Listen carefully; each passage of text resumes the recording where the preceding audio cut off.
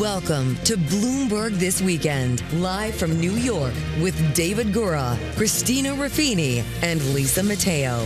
The latest headlines, key analysis, big interviews, and the stories that hit home on your days off.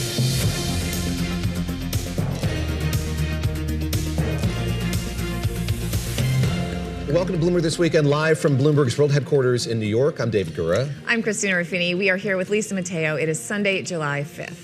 Welcome to our listeners and viewers across all Bloomberg platforms on radio, TV, streaming, Bloomberg.com, and the Bloomberg Business app. And we hope everyone had an excellent and very safe 4th of July. We, of course, were out on the water on the USS Intrepid. And Lisa, you were out in Coney Island. It's nice to have you back. We missed you. It was fun. It was good out there. Great crowds. It was a little warm.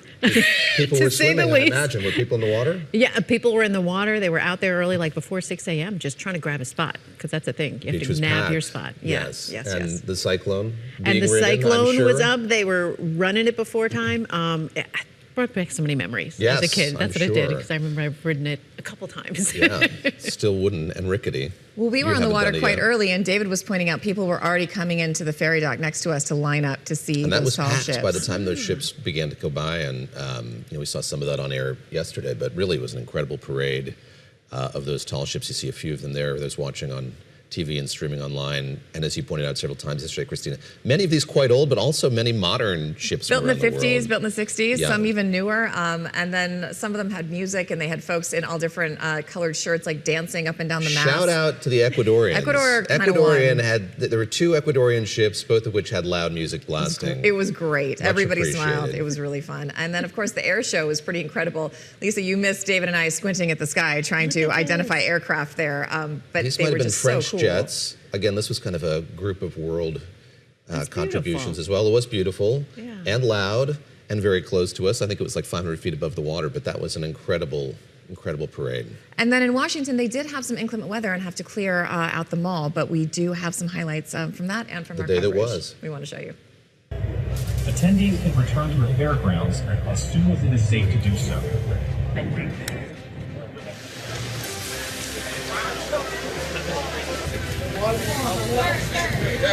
And I want to thank everybody because they did the right thing. They saw lightning, and I said, there's no way if we have to speak in front of one person at 4 o'clock in the morning, I'm going to be here. There's no way we can be deterred. Unlike so many others in the world, in this country, we have freedom of speech, freedom of religion, equal justice under the law, although I wasn't treated that well, but we won't get into that. Strip it all down, and what separates a democracy from a monarchy from a dictatorship is the fundamental right to vote. Lose that, then you lose everything.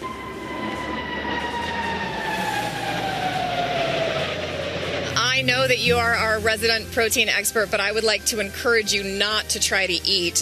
You said 76 was the men, 50-something for the women. Please don't do that. I think you probably could if you wanted to, but I'm begging you, please don't do that. As much as all of us, whether we're Democrat or Republican, whatever our political persuasion, all of us are celebrating. But you will hear a couple small but loud voices today speak obsessively not of our national greatness, but of our national imperfections. We are here together with other tall ships of other countries, happy and glad and proud to be here. Let's see, if we wave, will they wave back? You know, I hope that we have footage of you waving. Yes, indeed. Yes, hey! Indeed. They are waving back.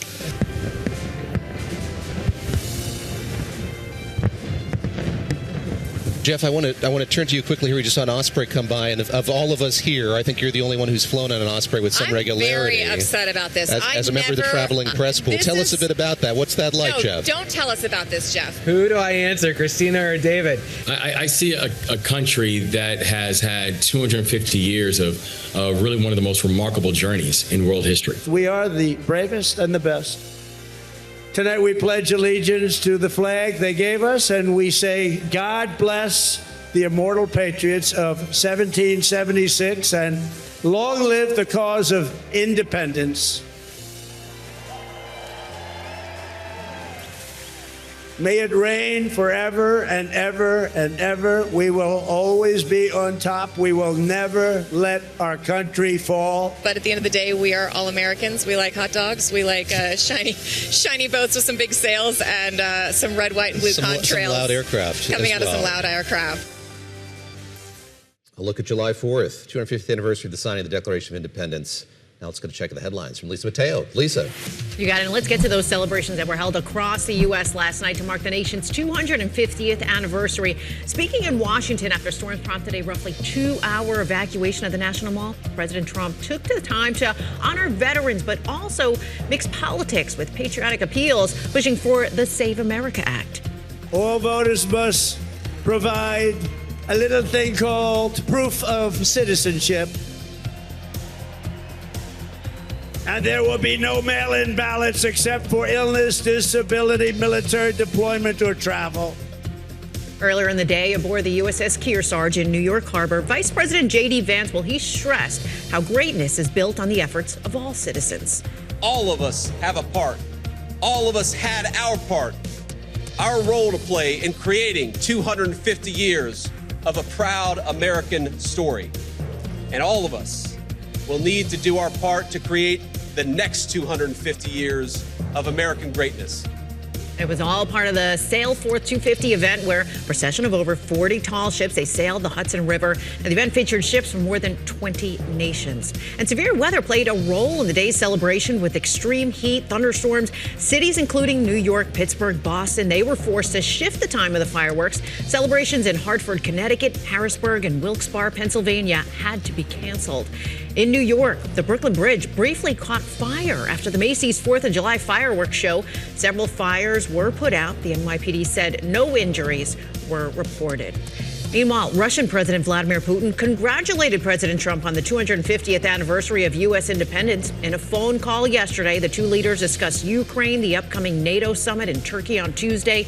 President Trump said he's ready to facilitate a swift end to hostilities in Ukraine. And Kyiv's Mother Ukraine monument, it was illuminated in the colors of the U.S. flag. The president of the American Chamber of Commerce in Ukraine saying, quote, "Here we stand united. Kyiv stands, Ukraine stands, and business stands, all united with Ukraine." Now, the event was organized by the American Chamber of Commerce in Ukraine as part of the U.S. Embassy's Freedom 250 celebrations. David and Christina. Lisa, some very interesting response to that, including from Lara Loomer saying she's now on Ukraine's side on Twitter last night, retweeting that message from President Zelensky. So I thought that was interesting as we look ahead to what's coming up next. Yes. All right, President Trump heads to Turkey this week, where NATO leaders are going to hold a crucial meeting as tensions simmer between the U.S. and the rest of the allies over a couple issues, including the wars in Iran and Ukraine, American military commitments to Europe, and burden sharing among the NATO members. The president posted late last week this, quote, "ridiculous for the USA to continue along this one-sided path when the relationship is not reciprocal." Dan Williams is a Middle East reporter for Bloomberg News. He joins us today from London. Dan, great to see you as always. And let me pick up on something that Lisa mentioned just a moment ago. That is the phone calls that the president received yesterday from President Zelensky and President Putin as well. He had a lot of time to fill as he waited for the events to unfold in Washington, D.C., it seems. But set the table for us for this NATO summit, scheduled to start on Tuesday. And I look at what the goals are as set out by NATO: defense investment, defense industry, and support for Ukraine. What can we expect when that summit gets underway in Turkey? You noted very well the summary, the agenda for that meeting. I think it's also worth noting that it's being hosted by Turkey. Turkey has the second biggest military in NATO after the United States. And we have a U.S. president who's quite openly looking to draw down the U.S. presence in NATO, the U.S. contribution, certainly when it comes to Europe. That's something that's really troubled European powers, not least given what is perceived as a rather warm approach that Trump has been taking to the Russian president, Putin. So they will continue discussions we've seen from previous Trump administration, the previous Trump administration, previous years in which he's been president, about burden sharing, how much of the GDP of European partner countries should be dedicated to defense in order to relieve the really large, dominant U.S. contribution to that. The bottom dollar is something Trump is always looking at. I think unstated, but certainly present in the room, will be the sense that Trump is sore at the inconclusive end to that war in Iran, the war waged jointly between the U.S. and Israel. Turkey played that very well in terms of passing messages, being on the sidelines, openly expressing its disapproval. And I think the Turks will be wondering, and the Russians and the Ukrainians, whether Trump is now looking for an easy win in his terms to close the deal in Ukraine so he can at least hold that up when it comes to the midterms a few months hence, when it comes up to his foreign policy legacy, or whether he might knuckle down on the US contribution to NATO and see, nevertheless, that as something that's worth preserving, given what he's discovered about the limitation of US force in that war in Iran. That's right. And Dan, Turkey has always been an interesting NATO member. They were one of the OG NATO members, but they've also been a bit contentious. Remember, we had that issue where they were trying to buy Russian S-500, S-400 missiles because the U.S. wouldn't sell them Patriots. That caused a bit of a kerfuffle. NATO threatened to pull the F-35 program, but it does seem like they are trying to get back in the fold and come up with, by hosting this summit. But I also want to ask you about what you were also talking about, which is the war in Iran. Yesterday, we were on the vessel and we were tracking the news. We were talking about, we saw at least 8 ships do a U-turn yesterday. 4 of them ended up taking this Iranian route through the Gulf. And I'm wondering what the state of play is likely to be in the Gulf for a while. And if ahead of this summit, you're hearing any more impetus, any more willingness from European allies to get involved in either securing the Gulf or working out some sort of secure system for passage through the strait. It's far from secure, and the more pressure there is on them to see a resumption of energy by shipping companies related to those European countries, covered by the European countries' core suppliers, we may see individual efforts to help them out. What is clear for now is that the Strait of Hormuz simply isn't open in any meaningful way. We are just under 3 weeks from when that MOU was signed between Iran and the United States. The core primary objective there was to reopen the Strait of Hormuz, mutually, jointly, by those warring powers that had individually managed to effectively shut it down. What we're seeing now is that is not happening. Now, the shipping industry, certainly when it comes to the insurers backing up those ships, is extraordinarily risk averse. It would appear that some of those ships have received warnings from the Iranian military to abide by Iranian-defined safe passage routes in the Hormuz. It could be that mines have yet to be cleared, that threats have yet to be cleared there, and they're simply not ready to take the risk. So in the 3 weeks since what was treated as a breakthrough interim peace deal between those countries, we've had, I think, 3 days in which they exchange blows, exchange fire again. Things are very, very shaky. It's not what anyone had hoped for, and it's clear that really there's much work to be done on the Strait of Hormuz, not to mention the other issues of an eventual hopeful peace deal between Iran and the United States, which would include, obviously, a satisfactory conclusion to the Iranian nuclear program and other military aspects and the like. To judge from the funeral over the weekend for the slain supreme leader of Khamenei, the Iranians are very, very defiant. And it could be that this will also be front of mind for Trump when he walks into that NATO summit in a few days. The way he's been treated, the way his country's been treated by a country that he claims to have beaten on the battlefield.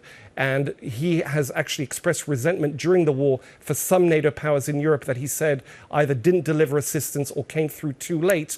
I wouldn't be at all surprised if that is also given expression, at least on the sidelines of that NATO summit. Dan, let me rip up the script here. It's going to look like I'm obsessed with President Trump's phone log, but he had another call yesterday with Prime Minister Benjamin Netanyahu. We learned about that from the Prime Minister's Twitter account. And at the conclusion of his statement congratulating the U.S. on the 250th anniversary, it reads, Prime Minister Netanyahu and President Trump agreed to meet in the U.S. in the near future. Subsequent to that, Axios spoke with President Trump briefly by phone again. I should add. And 4th of July, there were a lot of calls going on, yeah. The president said, we get along very good. Netanyahu knows who the boss is. Talk a bit about what we can expect when this meeting takes place. It sounds like it wouldn't take place till after the NATO summit concludes here. But that Netanyahu knows who the boss is something that stands out to me. And of course, I don't think they've met in person since, what was it, February of this year? Yes, they had a record number of meetings in the first year of this Trump administration. The pace has dipped a bit, not just because they were jointly running a war that would have kept them at home, but it would appear, given the mood music, certainly from the White House in the last 2 months or so, that there has been something of a souring on the part of the US president on this ally. perhaps the personal rapport remains strong, but nonetheless there is disappointment, certainly on the American side, at the outcome of this war. Maybe it's not as it was sold by the Israelis in the preparation for the war. I think both allies were looking for a tidy 4 to 6 week campaign at the end of which the Iranian regime would fall organically internally and they could declare victory. That didn't happen. Now, this meeting will probably happen next week. It's a risk for Netanyahu because on the one hand, he wants a good photo op with the US president to be able to convince his electorate that this alliance, this relationship is back on track. However, the US president is a bit of a wild card, as we've seen, as you noted. He speaks off the cuff, including to Israeli journalists in a way that he wouldn't speak publicly. Maybe he hasn't even spoken to the Israeli prime minister candidly in that way. And there's a chance that he might take the opportunity to put Netanyahu in his place, to remind Netanyahu of the failings of that war in Iran. Again, coming after the NATO campaign, Israel is a significant partner, certainly in this war, an equal partner to the waging of the war. It's not a NATO member. It's had something of subsidiary relationship with NATO in the past. I think what Netanyahu will try to do ahead of the Israeli election in October is reestablish his prestige in Israeli eyes, given his relationship with the US president, maybe even argue that Israel should be deemed an ally on a level with the NATO allies. I think he will be happy enough if there are smiles in the White House, if the friendship looks to be on track, and there is nothing off script from the US president that could get chins wagging back in Israel about the state of their relationship. Dan, before we let you go, we've got about a minute, just a little bit over. The president will be taking his new Air Force One to this summit. The Qatari jet. The Qatari jet. I have heard rumor that there are lie flats in the press cabin, which was not the case on the old plane, but I can't confirm that yet. But I did want to check in with you about how those alliances are going, not just with Israel, but with Gulf allies and regional allies whose lives have been made harder by this conflict between the U.S. and Iran. There was some reporting earlier this week. There's been a bit of a hard breakup between the Saudis and the Trump administration. How are the Qataris, UAE, Omanis, how are they all feeling about President Trump and the U.S. administration at this time? Well, for much of the Middle East, I won't name specific countries, but obviously when you're more centralized, tend to be more autocratic than democratic, you can very tidily shift policy and shift public messaging. You don't necessarily have to wonder about a public backlash, a domestic backlash, a backlash during an upcoming election. So when it comes to those other Middle East allies, they're certainly reorienting themselves to what appears to be certainly a defiant Iran, and I think potentially a triumphant Iran, given what Iran managed to weather in this war against the world superpower and Israel. They will also quietly behind the scenes be reassessing alliances, potentially with Israel itself. If the US is drawing down, I think some of those countries will be looking to Israel quietly as a partner in the future. However, if you note that many of them sent delegations to the funeral over the weekend of the Iranian Supreme Leader, it would suggest they're playing all sides. Yeah, we're going to have to leave it there, but thank you so much for joining us. Dan Williams, usually in the Middle East, today joining us from London. Thank you so much. And coming up, markets open tomorrow after a long holiday weekend. Will we see more volatility in chip stocks? That's coming up straight ahead on Bloomberg This Weekend. Thank you for joining us live on Bloomberg This Weekend. I'm Lisa Mateo. Let's update you on today's top stories. And thousands of mourners have been gathering at Tehran's Grand Masala as Iran began a days-long funeral ceremony for the late Supreme Leader, Ayatollah Ali Khamenei. Now, he was killed on the first wave of Israel and U.S. airstrikes on Tehran more than 4 months ago. According to the semi-official TASM news agency, as many as 20 million mourners are expected in total. The late Ayatollah will be buried on Thursday in his birth city of Mashhad. Venezuela's official death toll from last week's twin earthquakes nears 3,000. The number of injured rose by roughly 4,000. Families of those still missing, they continue to press authorities to intensify search and rescue efforts. Today, OPEC Plus will hold its monthly virtual meeting of the 7 countries. Delegates say the group has a preliminary agreement for another modest oil quota increase in August. If ratified today, 7 major nations led by Saudi Arabia and Russia will add 188,000 barrels a day to their output target. Fewer vessels are sailing through the Strait of Hormuz along the Oman coast. It comes after several exiting along that route made sharp U-turns on Friday and Saturday. Iran has repeatedly said that vessels should only transit the strait through the route designated by the authorized by the Islamic Republic. David and Christina, over to you. Lisa, thank you very much. Thanks, Lisa. All right, U.S. markets reopen tomorrow after a holiday-shortened trading week. Semiconductor stocks drag down again of what's expected to be another blockbuster debut this week. Mike Shepard is Bloomberg's senior editor for technology and strategic industries and joins us now. Mike, great to see you. As always, I know that you've had your eyes trained on the SOX, the Philadelphia Stock Exchange Semiconductors Index. You've watched all of these undulations over the last few weeks. And I guess the broad question I have is a rotation underway? How much anxiety is there among investors about the runway that AI has?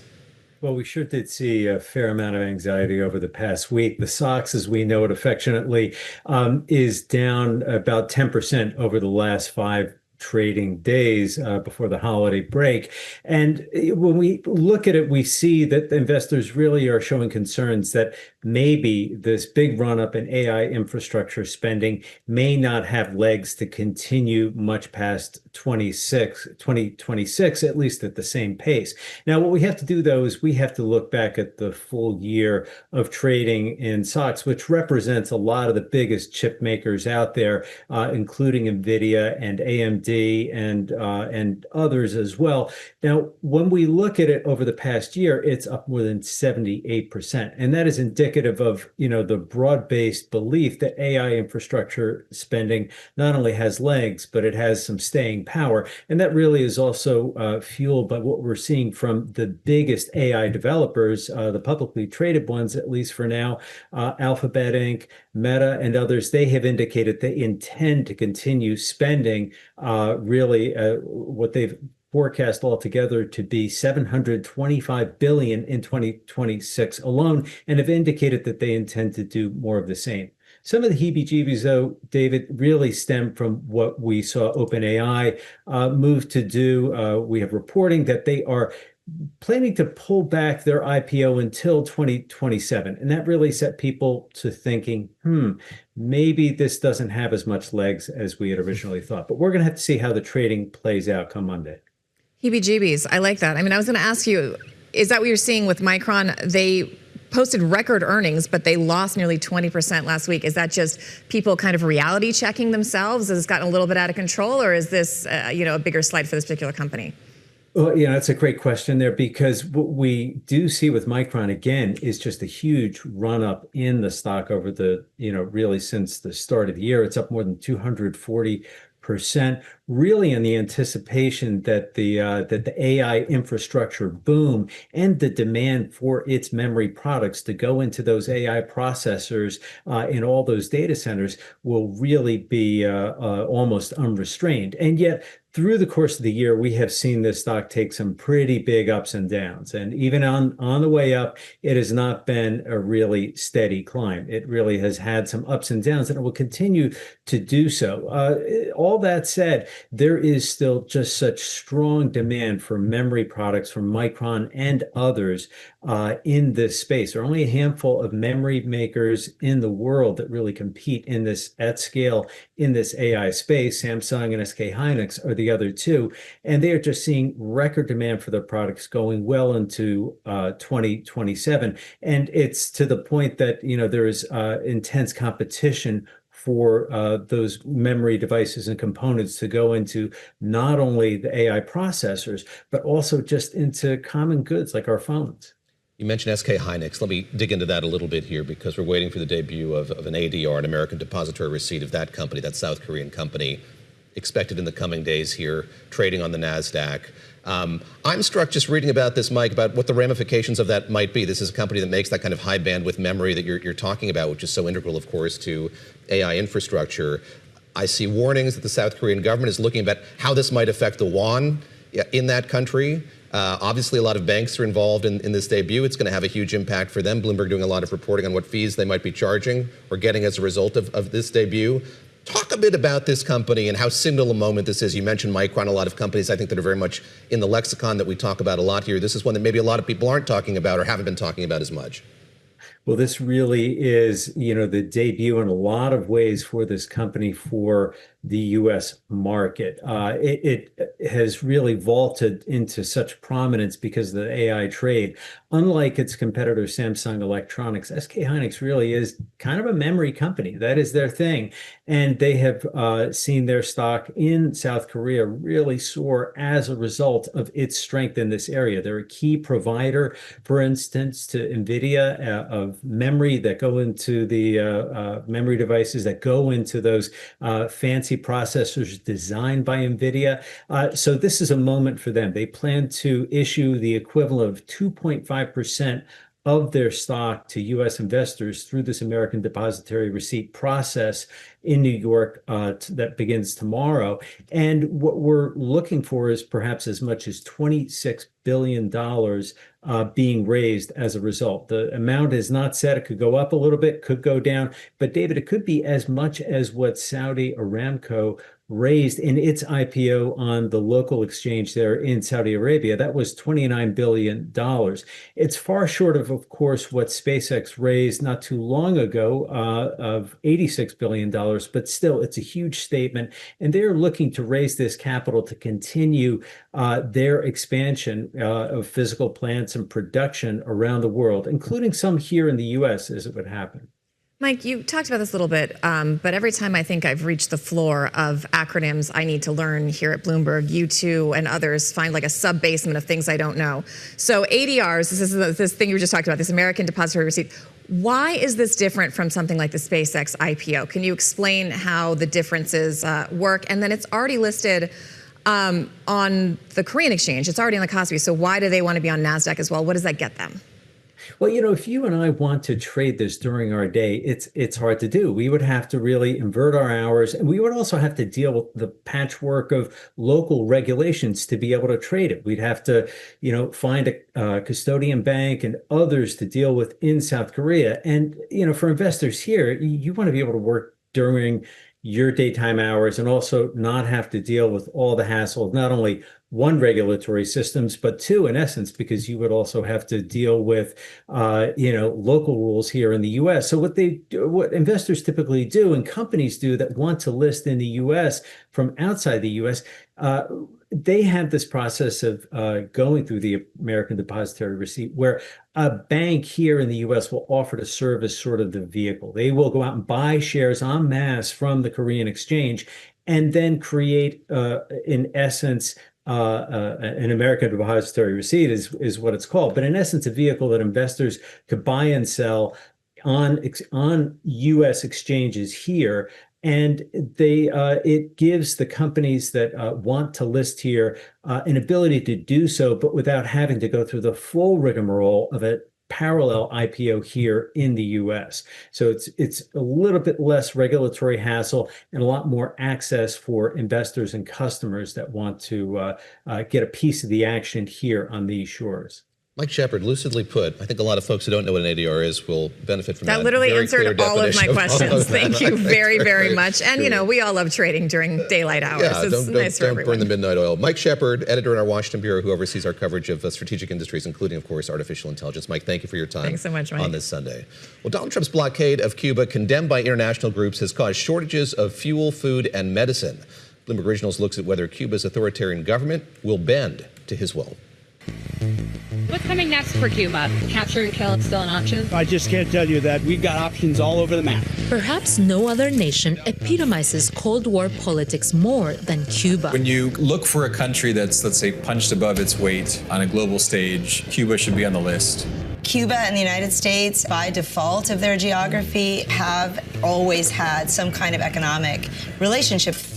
When we had prohibition in the United States, Cuba became a haven for American tourists. Cuba is just 90 miles south of Florida. It's in the heart of the Caribbean. It's been seen as kind of a strategic platform for U.S. rivals. The U.S. has had a broad trade embargo on Cuba since shortly after the revolution in the 1960s. Cuba is ruled by a single party, the Cuban Communist Party, and it controls the legislature, controls the military, controls all facets of society. Socialismo o muerte. But the socialist idealism that birthed Cuba has ground to a halt, literally running out of gas. There is a dire jet fuel shortage in Cuba as the U.S. is moving to cut off the country's oil supply. Crippling blackouts and a teetering economy have sparked unrest on the island. We have an unprecedented degree of suffering on the island. The Trump administration has taken a hard line. Cuba has always posed a national security threat. Tonight, the Justice Department unsealing an indictment against former Cuban President Raul Castro. Will Castro actually face this prosecution? The message the indictment sends to the Cuban government is that the U.S. is serious. Amid the upheaval, many are looking for change, and some see opportunity. Realmente me gustaría que Cuba pudiera realizarse. 2 million plus Cubans that live abroad. They have a genuine desire to see their country prosper and the people prosper and move forward into a different direction. You can watch the whole story at Bloomberg.com/videos. And obviously, there's such a huge Cuban diaspora in Miami. They have a very powerful voting bloc and a very powerful swing state. But, we've talked a lot about Venezuela today. There's also a lot of Venezuelans in Cuba that are increasingly influencing politics and are a demographic and a group that politicians, especially Republican politicians in Florida, are trying to attract. Yeah, we should talk more about that and the effects of those twin earthquakes, which are still just dramatic death and destructions taking place in that country. But I'm thinking back to what we talked about with Patrick Ottman of CNN just a few weeks back about what life is like in Cuba and how there is that adamance on the part of the regime to continue to fight back against this rhetoric and, yes, this indictment that's been issued by the Justice Department, but the way that life has really deteriorated there is kind of laid bare in the video that we just watched, the amount of services that aren't functioning properly, how little energy there is, and I'm still struck by what Patrick said, that he's lucky that he has solar power. He's able to kind of have a connection to the outside world because of that. And solar power is a good option for places like that, but obviously they've got import limits. They've got all kinds of embargoes they're dealing with. For a while, people were taking stuff over planes and boats to Miami. There was kind of a black market that's existed for decades there, but it's increasingly harder to do with the new U.S. limits. Yeah, absolutely. Well, preserving history on this important anniversary is coming up next. My interview with David Rubenstein about a mission that he has for Patriotic Philanthrophy, the way that he is making donations to institutions, including the National Archives, so that people can see historic documents and other artifacts from the nation's history. That's coming up on Bloomberg this weekend, on Bloomberg Radio, Bloomberg Television, at Bloomberg.com, and the Bloomberg Business app. Stay with us.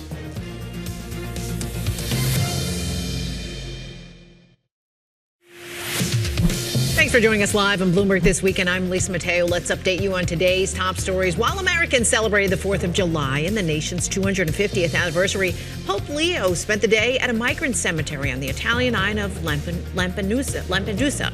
Now, the pontiff, he paid tribute to the tens of thousands of people who have died trying to reach the continent in search for freedom and also prosperity. In company news, NVIDIA supplier Hynix has also known as Foxconn. Well, they reported a bigger than expected 40% jump in quarterly sales and has said AI demand is growing further. In a statement today, the company said the shipments of AI racks are expected to maintain their momentum in the current quarter, while the demand for the information and communications technology products is entering peak season.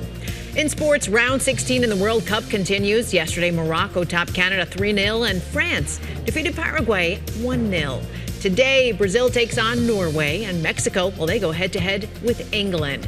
And I'm just going to give one more day forward because that's when the U.S., they take on Belgium, too. Got to put that in there. To the PGA Tour now. The John Deere Classic at TPC Deer Run in Illinois, topping the leaderboard. Entering the final day of play is Lee Hodges and Lucas Glover. They're tied at 16 under par, followed by a three-way tie in second. That includes Ben Kohler and also Jackson Suber.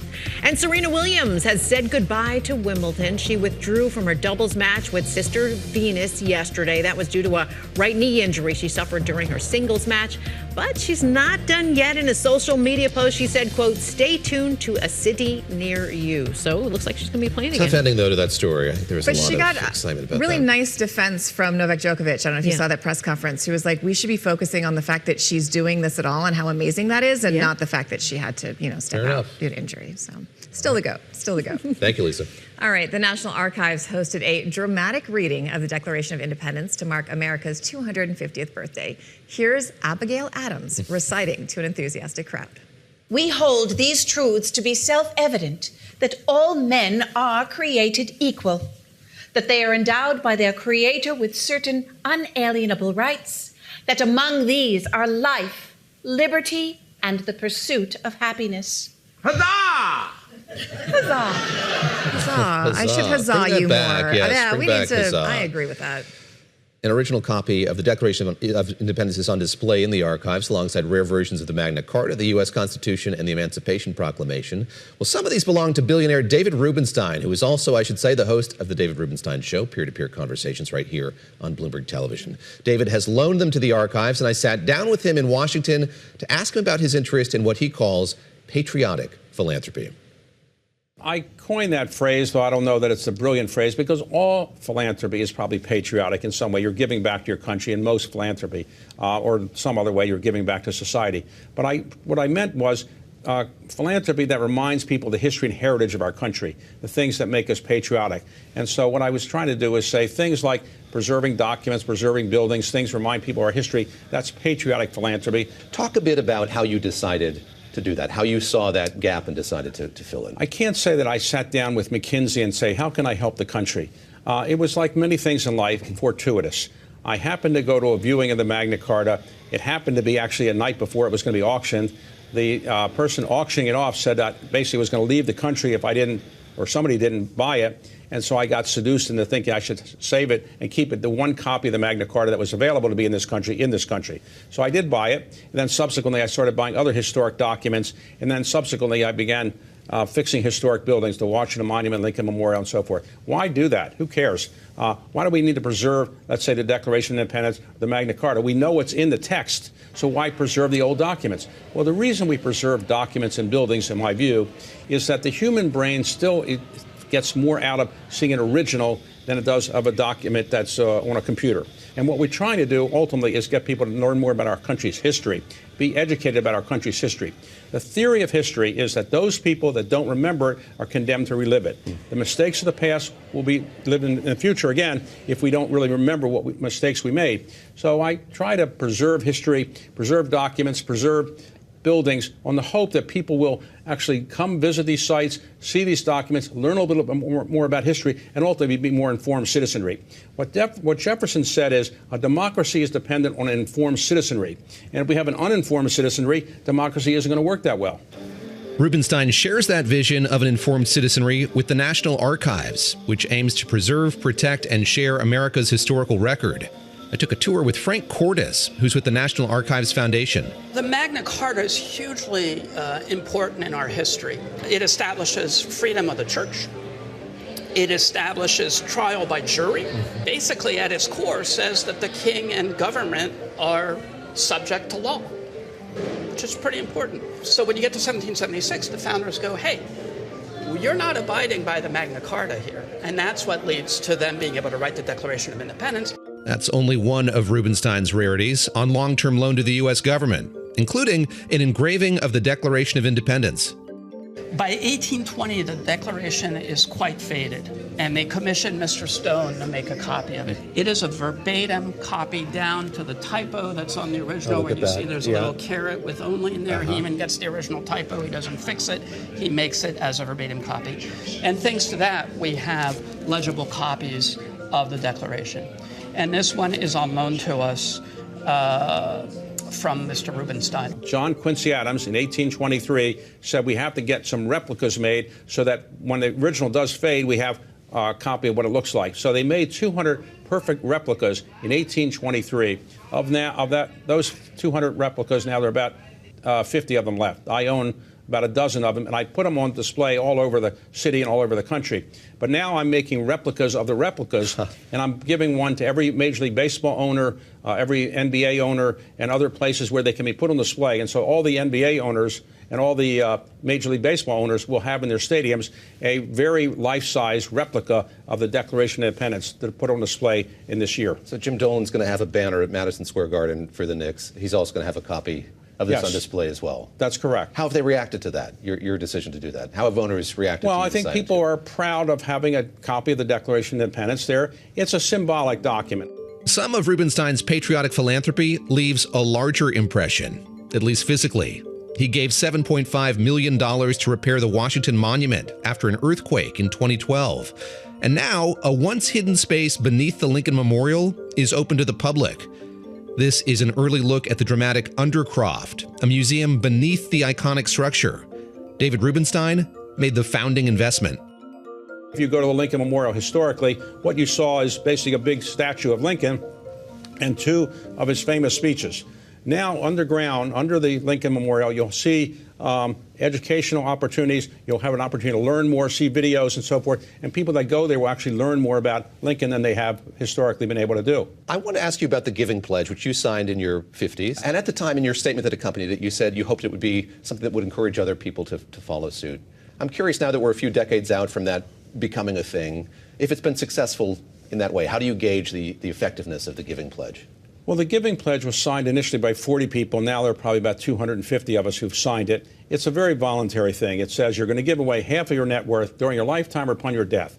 But if you don't give away half of your money during your lifetime and we wait for you to die and you don't give it away upon your death, we can't disinter you. So it's a voluntary thing.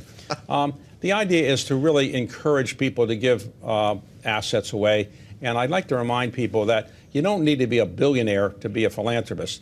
Anybody can give away money, and people who give away money are, if they're a billionaire or not a billionaire, they're still making a contribution. But I also like to remind people that philanthropy is derived from an ancient Greek word that means loving humanity. It doesn't mean rich people writing checks. And you can love humanity by giving your time. The most valuable thing any of us have is our time. You can make more money, you can't make more time. And so I try to encourage people to give their time as well as their money, and they'd be a very good philanthropist if they do that. There are critics who say the kind of work that you're doing, this kind of public-private partnership, runs afoul of what we should be doing, that the government should be spending more money itself, taxes should be higher, people should be paying more for the government to do this work. What do you say to them just about how well what you've pioneered here is working, and how do you respond to that criticism? Well, clearly what people like me are trying to do is to encourage other people to do similar things. The government has more resources than all of us, and the government can always do more. But as we know, getting the government to move forward is very difficult from time to time. So sometimes the government can follow the lead of the private sector. Sometimes the government can lead the private sector. But when it comes to philanthropy, I think you have to do it more from the private sector, and maybe the government will fill in the gaps at some point. If we wait for the government to do all these things, a lot of these things aren't going to get done.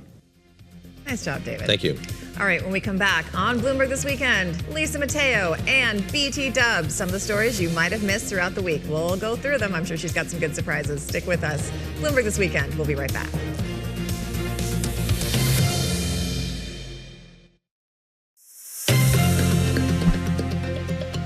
Welcome back to Bloomberg This Weekend, or BT Dubs, as I like to call it, and David likes to not call it. Nope, BTW. BT Dubs. I'm Christina Ruffini. That's David Gura. Lisa Mateo. Catch us up on some of the stories we might have missed this All right, week. you know they say good things come in small packages? I've heard that. Yes. Okay, this applies to beer too, apparently. Oh, okay, so not this is from the jewelry. Wall Street Journal. Big brewers making an outside bet on tiny cans of beer. Okay, so they're called pony cans, right? They're about like 7 a to pony 9 keg. ounces. I love that. It's like, exactly. Instead of like the 12 to 18 ounce. So those are, who are watching how much they drink. Maybe this goes good for, they're watching how much they spend. They're watching. Maybe they have small hands. They have small hands. Maybe they just like their beer cold, because if it sits in a big, That's me. I'm a very slow beer drinker, and it gets warm, and then I don't want it. Yeah. Exactly. So it's taking off. So you have Sierra Nevada, right? They have the small can of Pils Brew. Okay. They're doing well. Constellation Brands has Coronitas. They have Morelitos too. Pacifico has 7-ounce containers. Bud Light released this Post Malone little tiny one too. So it's really seeing, a lot of momentum behind it. It's a small little market share, but it's working for them. Well, I like that they're being upfront about it. I don't like when you pick up like a Michelob Ultra and it feels like they're not telling you that it's 12 ounces. It's smaller. That's fair. So kind of like a bag of chips. I'll endorse them layer. doing this, but... Do you feel like you can handle the normal size beer and get it in time? Okay. I do. All right, well. I won't be clamoring for these, but I understand for those who are slow drinkers and...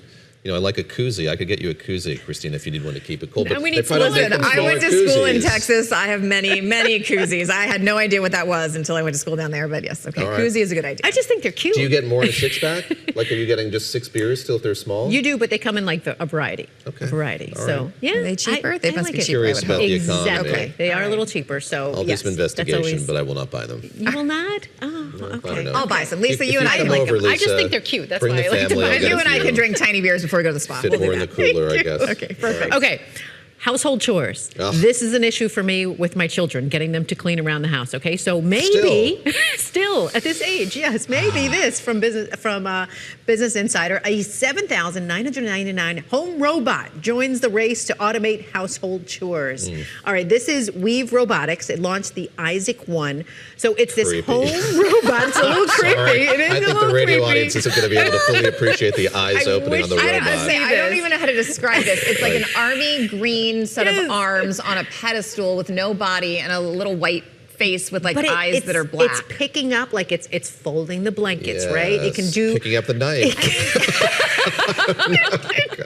So it comes in different colors. You're gonna have to be nicer to our robot overlords, or they're gonna come for you. Look, it can help you do the laundry. It's at a glacial pace. Make your bed. It folds your clothes. I mean, it does all these things that I cannot get my children to do. $8,000, $450 monthly pre-order plan. So maybe that'll work for you a little bit better. Do it on a trial basis. I mean, $8,000.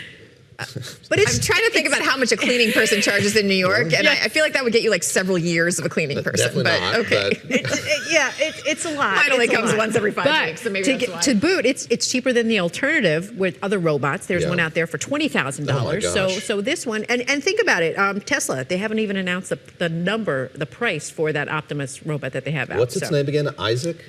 Isaac is this one we're speaking of. You should just tell your kids if they don't do their chores, you're going to let Isaac move into the room. They're getting disinherited. Give him the boot. Yeah. 100%. Do your kids pick up?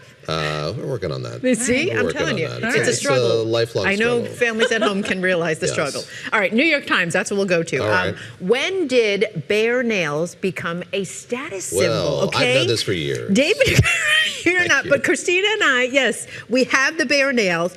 Nail salons, they're reporting that people are using colors, light colors, nude colors, soft pink, milky neutrals. So you're getting your nails done. So yes. So it looks like you haven't had your nails done.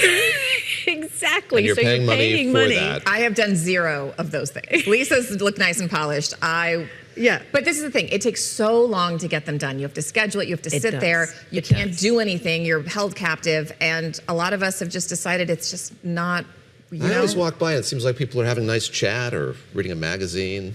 It is kind of, it's a treat. I do it once in a while, but these are for people who do it like all the time. Like it's a time-consuming thing if you do it all the time. And it's gotten very expensive as well, like everything. And I think that's another reason people are cutting back. I usually do my own. I was going to do American flags for yesterday, but you didn't. I didn't have time. So bare nails it is. I love that this is a trend and not just me being lazy. Maybe Isaac can do it for you. Maybe. All right, now a nail salon robot. That would be interesting.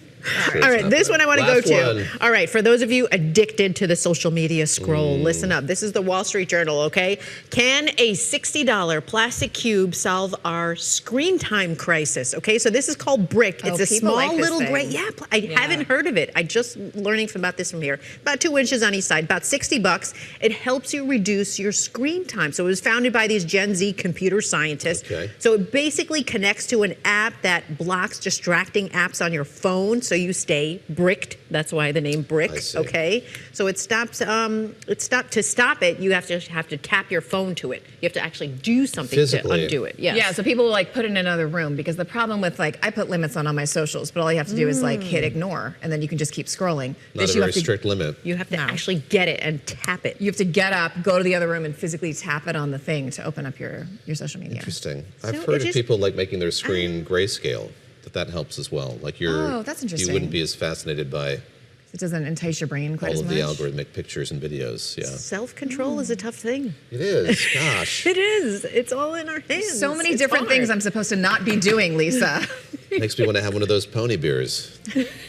To celebrate. We'll put the brick on the pony beer, and then that can be your reward for bricking your phone. Interesting. Lisa Mateo, thank you. Thanks, I've missed a lot of stories this week, it seems. And yeah, I'm not looking forward to Pointed. I'm up to speed. All right, we're coming up at 8 o'clock in New York City. The next hour of Bloomberg This Weekend starts right now.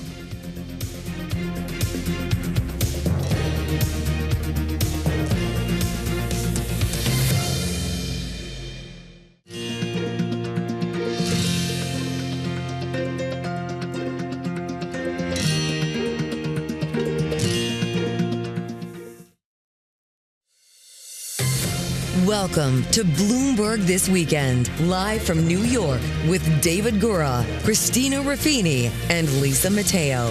The latest headlines, key analysis, big interviews, and the stories that hit home on your days off.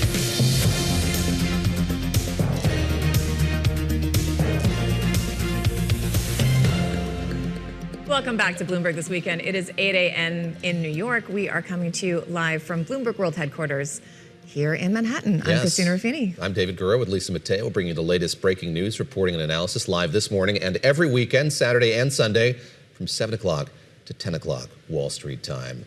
And just want to get everyone, it was the holiday just happened.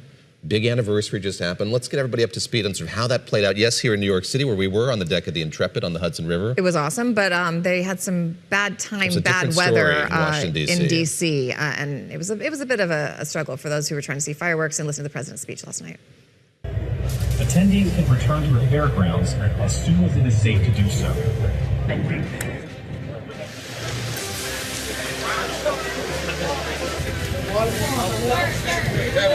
And I want to thank everybody because they did the right thing. They saw lightning, and I said, there's no way if we have to speak in front of one person at 4 o'clock in the morning, I'm going to be here. There's no way we can be deterred.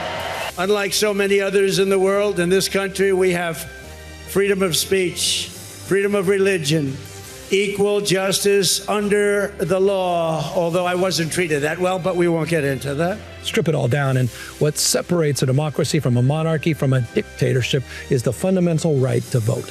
Lose that, then you lose everything.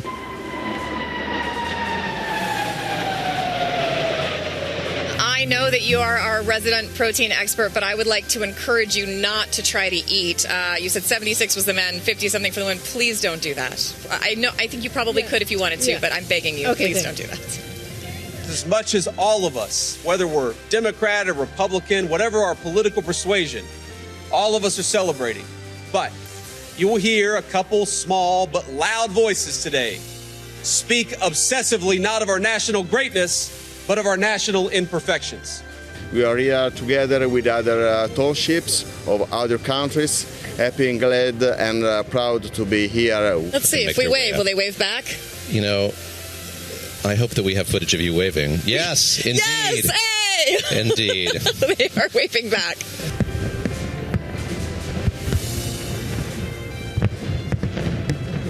Jeff, I want to turn to you quickly here. We just saw an Osprey come by, and of all of us here, I think you're the only one who's flown on an Osprey with some regularity. I'm very upset about this. As a member of the traveling press pool, tell us a bit about that. What's that like, Jeff? Don't tell us about this, Jeff. Who do I answer, Christina or David? I see a country that has had 250 years of really one of the most remarkable journeys in world history. We are the bravest and the best. Tonight we pledge allegiance to the flag they gave us, and we say, God bless the immortal patriots of 1776, and long live the cause of independence. May it reign forever and ever and ever. We will always be on top. We will never let our country fall. But at the end of the day, we are all Americans. We like hot dogs. We like shiny boats with some big sails and some red, white, and blue contrails. Some loud aircraft. Coming out of some loud aircraft. That was us on the fantail of the USS Intrepid. And that was the 4th of July. It was the 4th of July. I like that. It was a fun day, although we did miss Lisa Mateo, who was over in Coney Island, but she's back with us now, and she's got the headlines. Lisa, that was quite the experience. It was, guys. All right, let's get right to it, and we'll continue where you picked up there. President Donald Trump, he did commemorate the 250th anniversary of America's independence. He reflected on American heroes, including a Medal of Honor recipients, but he largely stuck to his script, but he did joke about serving in the White House a little bit longer. Our rise to being the world's strongest and most powerful nation was no accident of history. We rebuilt our military in my first term. We used it a little bit in our, actually I should say third term, but I won't do that because I don't want any controversy. Earlier in the day in New York Harbor, Vice President J.D. Vance, he wished America a happy birthday aboard the USS Kearsarge in New York Harbor. He spoke about how every citizen plays a role in creating 250 years of American greatness. When we saved the world in World War II from tyranny in the 20th century, Of course, we needed great military leadership and tactical genius from our generals, but we also needed Rosie the Riveter, Iowa farm girls who built the machinery of war, and the sweethearts they sent to a world away to storm the beaches at Normandy. Now, meanwhile, Russian President Vladimir Putin, he congratulated President Trump on the 250th anniversary of U.S. independence. In a phone call yesterday, the two leaders, they discussed Ukraine, the upcoming NATO summit in Turkey on Tuesday. President Trump said he's ready to facilitate a swift end to hostilities in Ukraine. And Kyiv's Mother Ukraine monument was illuminated in the colors of the U.S. flag. The president of the American Chamber of Commerce in Ukraine saying, quote, "Here we stand united. Kyiv stands, Ukraine stands, and business stands, all united with Ukraine." Now, the event, it was organized by the American Chamber of Commerce in Ukraine as part of the U.S. Embassy's Freedom 250 celebrations. And in other news, thousands of mourners have been gathering at Tehran's Grand Masala as Iran began a days-long funeral ceremony for the late Supreme Leader, Ayatollah Ali Khamenei. Now, he was killed in the first wave of Israeli and U.S. airstrikes on Tehran more than 4 months ago. The late Ayatollah, he will be buried on Thursday in his birth city of Mashhad. David and Christina. Lisa, thank you very much, and a lot to talk about there. We're going to get into in just a moment here with Wendy Benjaminson, our senior editor in Washington, D.C. But just picking up on that, we were kind of watching all this unfold yesterday, the morning that's taking place for that Supreme Leader, a huge deal. And as we heard from Dan Williams a little while ago, really attracting a lot of people from the Middle East and allies of Iran broadly. It's been really interesting, especially given that the U.S. is allowing this to take place, right? We've heard from the president over and over again, this is a new regime, it's a better regime, but it's not. It's a lot of the same players, and now they're honoring the former head of the regime and the head of the nation. It's unclear. We still, of course, haven't seen the new Supreme Leader out in the open. I'd be curious to go through some of that footage and see who is in that security apparatus and who's really running that country. And as Lisa mentioned just a moment ago, we're looking ahead to this NATO summit this week. Of course, Iran is going to be a topic of conversation there, this broader defense conversation that's going to take place in Ankara here in just a few days' time, Tuesday, Wednesday, and then a big summit on the heels of that focused on defense spending as well. And it was interesting as we were sitting on the back of this massive aircraft carrier watching this flyover, and a lot of the contributions were jets and equipment and boats from NATO countries, from allies, and it was this big show of unity. You had France sponsoring this fireworks show at the Statue of Liberty. You had the British sending jets. And then last week you had Mark Rutte at the White House, the next NATO Secretary General, with charts. We know the president loves a chart, talking about how NATO allies have stepped up their contributions, showing him the dollar amounts ahead of this summit, trying to keep the U.S. engaged with those European allies. And that's the big argument they're going to make to the president. And we'll have to see whether President Trump, flying over there on his new Air Force One, courtesy of the Qataris, is malleable or able to be persuaded on that. Dig into that more in just a second here. But this weekend, a brand new investment vehicle for children called Trump Accounts went live, started accepting contributions. Accounts were created under the multi-trillion-dollar tax and spending bill signed in 2025 by President Trump. That's right. The idea is that parents, relatives, and even employers can chip in, and these funds will grow over time due to what we all know, compound interest. That's how it works. The federal government also says it will provide about $1,000 seed contribution for kids born between January 2025 and December 2028. Joining us now is Bloomberg personal finance reporter Sarah Foster. Okay, we had a bit of a debate in our newsroom about these. Some people very on board, some people very skeptical. Where do you stand, and what is this about? I think the easiest way to kind of weigh this decision is, if you're eligible for the free money, take it. That $1,000 seed contribution for newborns who are born between the beginning of 2025, the end of 2028. I've spoken with a lot of parents who are not even planning on putting their own funds into it. They're just taking the money and letting it grow over time. We kind of crunch those numbers too, and even by the time that someone gets 18, that $1,000 can grow to even more, and it can grow to, $80,000 by the time they hit 65, which this is a retirement account. That's the best way to think about it. Oh, wow. Talk a bit about how one gets one of these accounts. So there are companies that will sign you up for retirement contributions automatically. That's not the case here. So when you look at sort of who's signed up for these, who's taking advantage of this, what do those numbers look like at this point? At this point, the Treasury says that more than 6 million parents have enrolled their children for a Trump account, and then about 1.4 million children are eligible for that seed funding. We are expecting to hear a little bit more early next week from the Treasury about how many parents are enrolling. So when we talk about, that July 4th launch, parents have been able to sign up for the account, but it wasn't until this weekend that they were able to start contributing funds. And of course, that seed contribution wasn't expected to hit accounts. Come Monday when markets open, then that's when these funds are able to be invested. And we heard from the Treasury last week that the mutual funds, the ETFs that parents can take advantage of are through State Street. All right, what are the drawbacks? There has to be one. What are the concerns? And why do this when there's other accounts that already exist where you could do this? It's definitely going to become a lot more complicated, I think, for parents to choose between the menu of options. You also have that gold standard 529 savings plan. That is what financial experts say to us, still the best place to park the cash that you're saving for education. Why do this then? It's really serving a gap here that a lot of children previously weren't really able to enroll in a retirement account until you had earned income. And now for parents who, the question is you want to look at what the fund is for and choose the account that works best for it. The drawback is that it has to be locked up until 18. And then kind of the pro here is that if you have extra money that you want to put aside for your child's retirement, if you're thinking about this, then this would be the account to do it. Talk, if you would, just about the way that this is all coming together. So yes, it was part of this big piece of legislation, but every other week it seems like there's a new development here. Some philanthropist or magnate is going to donate X amount of billions of dollars to these accounts. Dell says $250 Michael for Dell did a it, couple. and, Ray Dalio did as well. With limits on geography or who's eligible. Some employers are putting money in as well, but there's a threshold that they have to meet. $5,000 is the max that you could put in, or your employer could put in. Talk, if you would, just about the ambiguity that remains here in terms of what the penalties might be if you were to withdraw it and what the tax penalties might be. There's still more clarity, it seems, with traditional IRAs and with 529s than you have with these. Yeah, so at 18, that's the point when you can start to access the funds. But of course, if you're going to use it for anything that isn't what they say kind of an eligible distribution, that's, a first-time home buyer, $10,000, education-related expenses, that's when you'd pay a 10% penalty. And then on top of that, the biggest unanswered question is how they're going to handle these different contributions. Parents, those go in post-tax, employers, those go in pre-tax. How are you going to, the ordinary income, that's what's taxed, of course, when money comes out of an IRA. How are our parents going to do this complex accounting? It's another really big open question. I think another thing, as we're looking at what we don't know is whether a lot of parents are going to be able to work with different trustees. Right now, Robinhood is the one that is in charge of these accounts. That's the app that parents are investing in.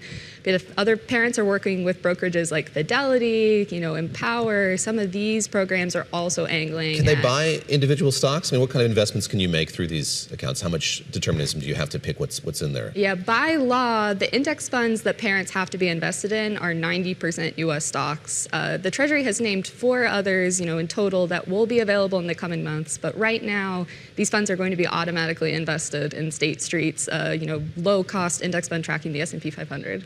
All right, Sarah Foster, thank you so much. We were very curious, so thanks for helping us break it down. Thanks for having me. Of course. Okay, head of the NATO summit we've been talking about in Turkey, our colleague Lizzie Burden, host of Daybreak Europe, spoke to NATO's Deputy Supreme Allied Commander, Air Chief Marshal Sir John Istringer, about America's relationship with the alliance. How vulnerable do the cuts that the US has announced to the support that it would give to Europe in case of war make us? Yeah, I think there's 2 points, if I might, on that. The first is the reality is, sadly, we are not living in happy times at the moment, and that's zooming out from Europe and looking globally. And therefore, the need for the US to rebalance its commitments is not something of the last few weeks or months. It's been a factor for years. The second point I would make is, and I am responsible for sourcing forces for SACEUR, is that European allies have definitely stepped up in terms of backfilling the adjustments in the US forces in Europe. And I think, importantly, you are seeing this as a real demonstration, not just of stronger Europe in a stronger NATO, but this is absolutely NATO nations building the NATO 3.0 that you may have heard a number of people talking about over the last few months. Well, Well, do you know when the 5,000 troops that Trump said will be withdrawn from Europe will go? And do you expect even more to be withdrawn on top of that? So I won't get drawn into to numbers across domains. You'll understand that I can't. What I can say, though, is if you look across whether it's maritime or air or land, in terms of the capabilities that we need to deter and defend, those are steadily building now, as they have been over time. And I think you'll find that the injection of spend, around 130 billion extra this year, 20% increase over planned figures from a few years ago, is being turned into deliveries of equipment, material, and of course the important spend on things like training and exercises for all of our forces. OK, you won't go into numbers, but can you be confident that the cuts will be driven by military logic and not by politics? So, yes to military logic. And that's absolutely where we have gone to find the forces to backfill against the American force adjustments and the capabilities that they need for the alliance. I mean, the US is fundamentally asking for the balance, the burden to shift within the NATO alliance. Does that mean that there'll be more power for Europeans within NATO? Well, NATO, quite rightly, has been an alliance since its inception. 12 members, first off, remember, in 1949, 32 members now. That it is an organisation that is driven by consensus on all the really big issues, on getting the 32 nations to agree. And as a European, I look at European and Canadian forces stepping up over just, the 3 or 4 years that in 2 NATO appointments I've been in, as a very clear demonstration of them stepping up, of acquiring additional capability. And so that burden sharing or burden shifting, which, as I said, was going to be a thing anyway, is now being done in a sensible, proportionate way, absolutely driven by military logic. I think what you hear there is still the level of stress a lot of leadership at NATO is under when it comes to this funding issue. And so you mentioned a little while back, Mark Rutte, the Secretary General, was in D.C. having this conversation with President Trump, and there were those gilded charts designed to kind of play to the president. It's a good demonstration. Yet still, this funding issue is one that is clearly front of mind to the president. And look, this is not exclusive to President Trump. President Obama used to get very upset about this. Just President Trump obviously has a much harder approach when it comes to foreign policy. But it's not just about funding. It's about where it's being allocated, if it's being allocated to the right things, and how to coordinate all that with an alliance where, all the jets have to talk to all the different things. That they got to make sure they're on the same page, or it doesn't matter how much they're spending, it won't work. Let's keep talking about it here in a minute. We're going to talk to Wendy Benjaminson out of D.C. next. More on NATO and that summit coming up. Also ahead on this holiday weekend, we're going to speak with a commissioner of the nationwide America 250 celebration to find out what else is planned. That's coming up. Welcome back to Bloomberg This Weekend. Our colleagues from all over the world convening on Ankara in Turkey in the coming days for the start of that NATO summit, which kicks off on Tuesday of this week. Here to talk more about it, what to expect, is Wendy Benjaminson. She's our senior editor based in Washington, D.C. Wendy, great to speak with you. We were hearing a bit about what's on the agenda there from the Deputy Supreme Allied Commander for Europe, and I want to pick up from what he said there. How large do you think this funding issue is likely to loom? They have these summits year after year after year. There have been many in which President Trump has made this the primary focus. As countries have agreed to contribute more relative to their GDP, is it starting to subside, or do you expect the same conversation to take place here in Turkey this week? Well, as we know Trump, David, I think the same conversation will probably happen. This has been a bee in his bonnet for his first term, his second term. And it's one thing that he actually has a fairly large amount of support on, which I think your guest and Christina both said. I mean, nobody really argues that Europe can now afford, as they couldn't when NATO was formed, to contribute more to their own defense. And so, but Trump, has made some progress on that. He's made actually pretty good progress on that. And so I think, yes, he now has the bit between his teeth, and he will continue to bring this up. The one thing that goes sort of amiss when he does this is that he keeps saying that the U.S. has never gotten anything out of NATO. And he either forgets or doesn't know that when 9/11 occurred, That was the only time Article 5 of NATO has been invoked, which is when Europe came to our defense, became part of the coalition of the willing, and helped us fight al-Qaeda in Iraq and Afghanistan. So, the one time NATO actually was engaged, it was on our behalf. So Trump does rankle NATO members when he says that, but he's probably going to say it again Rankle tomorrow. again. Especially a few of the smaller NATO members who proportionally lost quite a few service members in Iraq and Afghanistan. I know we're very upset about hearing that messaging from President Trump. One of the things that we've heard, especially from the Germans, who've said, look, we understand the argument that we need to contribute more to our defense. We're working on getting up to that 5% threshold, but you've got to give us time to get there. It's the constant changing of policy and the quick pivots that European allies have said, we don't argue with you on the point that we should be doing more, but we can't get there fast enough. And there's going to be a gap in between if you are pulling U.S. forces out, if you're pulling these fighter jets out, we can't backfill fast enough unless you give us some lead time. Do you think that's a place where at least give us some time to make this happen might be able to be an argument where they'll get some more traction with the president? It might, Christina, it might, because, Trump has shown a willingness to be patient, a little bit patient once someone is going along with his plan. I would cite the Iran talks where, once the talks began, once they started negotiating, he was saying things like, sure, let them have missiles, sure, let them keep this, we'll give them their money back. So I think, that argument may fall well with Trump. When Hegseth announced that they were Defense Secretary Pete Hegseth, said that they were pulling troops out of Germany and Poland and withdrawing troops, that completely blindsided our allies. There was no consultation ahead of time. And so it was probably a tactic to get them to speed up, and probably not that warmly accepted. But we'll see. Maybe if they do plead for time, they'll get some. Well, do you help us understand the continuity between the G7 summit we just had and this NATO summit, particularly when it comes to the issue of Ukraine, which is one of the key agenda items that's going to take place at this summit? And we did hear from President Zelensky that he had a conversation with President Trump yesterday. He said in a tweet, we've agreed to continue discussions during the NATO summit. And in Ankara, there was a lot of confusion at the start of the G7. Would these two leaders have a one-on-one meeting? They did get some time together. The president talked to President Putin yesterday as well for 85 minutes, according to one of the president's foreign policy advisors, I should say President Putin's foreign policy advisors.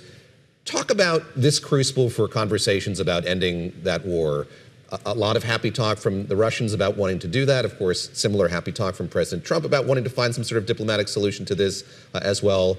Still a lot of resolve from the Ukrainian president about ending this, yes, but wanting to do it on his own terms, yes. Right. Well, first, David, remember that this is a very short summit, and it's I think a day and a half. Yeah. And it's and that's partly because it comes right on the heels of the G7 meeting, which include the largest and most powerful members of NATO. Not the smaller, Baltic countries and things like that, but it is the largest economic powers in Europe and elsewhere. And so, yes, they have a very limited time to talk about this. They probably will, though, especially because, as you noted, there was that long phone call with Putin yesterday, from which we've only heard from the Russians on. So we only have the Russian interpretation of that phone call. And twice now in 2 weeks, Putin has said that Trump's negotiators, Steve Witkoff and Jared Kushner, his son-in-law, will be coming to Russia as soon as Iran is settled to begin negotiating a peace in Ukraine. Now, we have heard nothing from the Americans that that's next on Witkoff and Kushner's agenda. And when Iran is settled could be quite some time from now. Okay. So, Putin will not obviously not be at the NATO summit, but Zelensky will. They will, not as a NATO member, but as a guest. So maybe he'll be able to get in the presidency here again with that.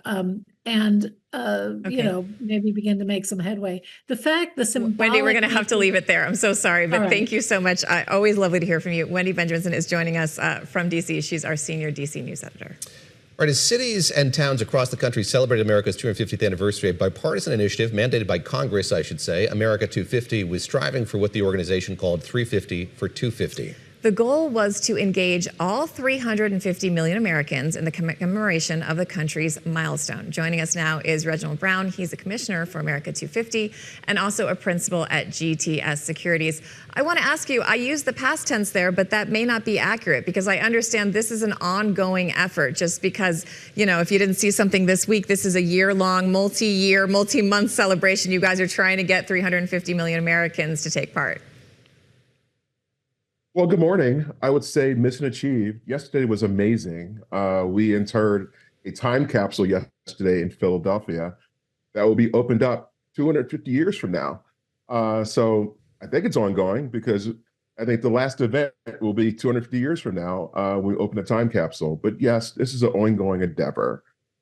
We have 4 or 5 things planned that will conclude over the next couple of years.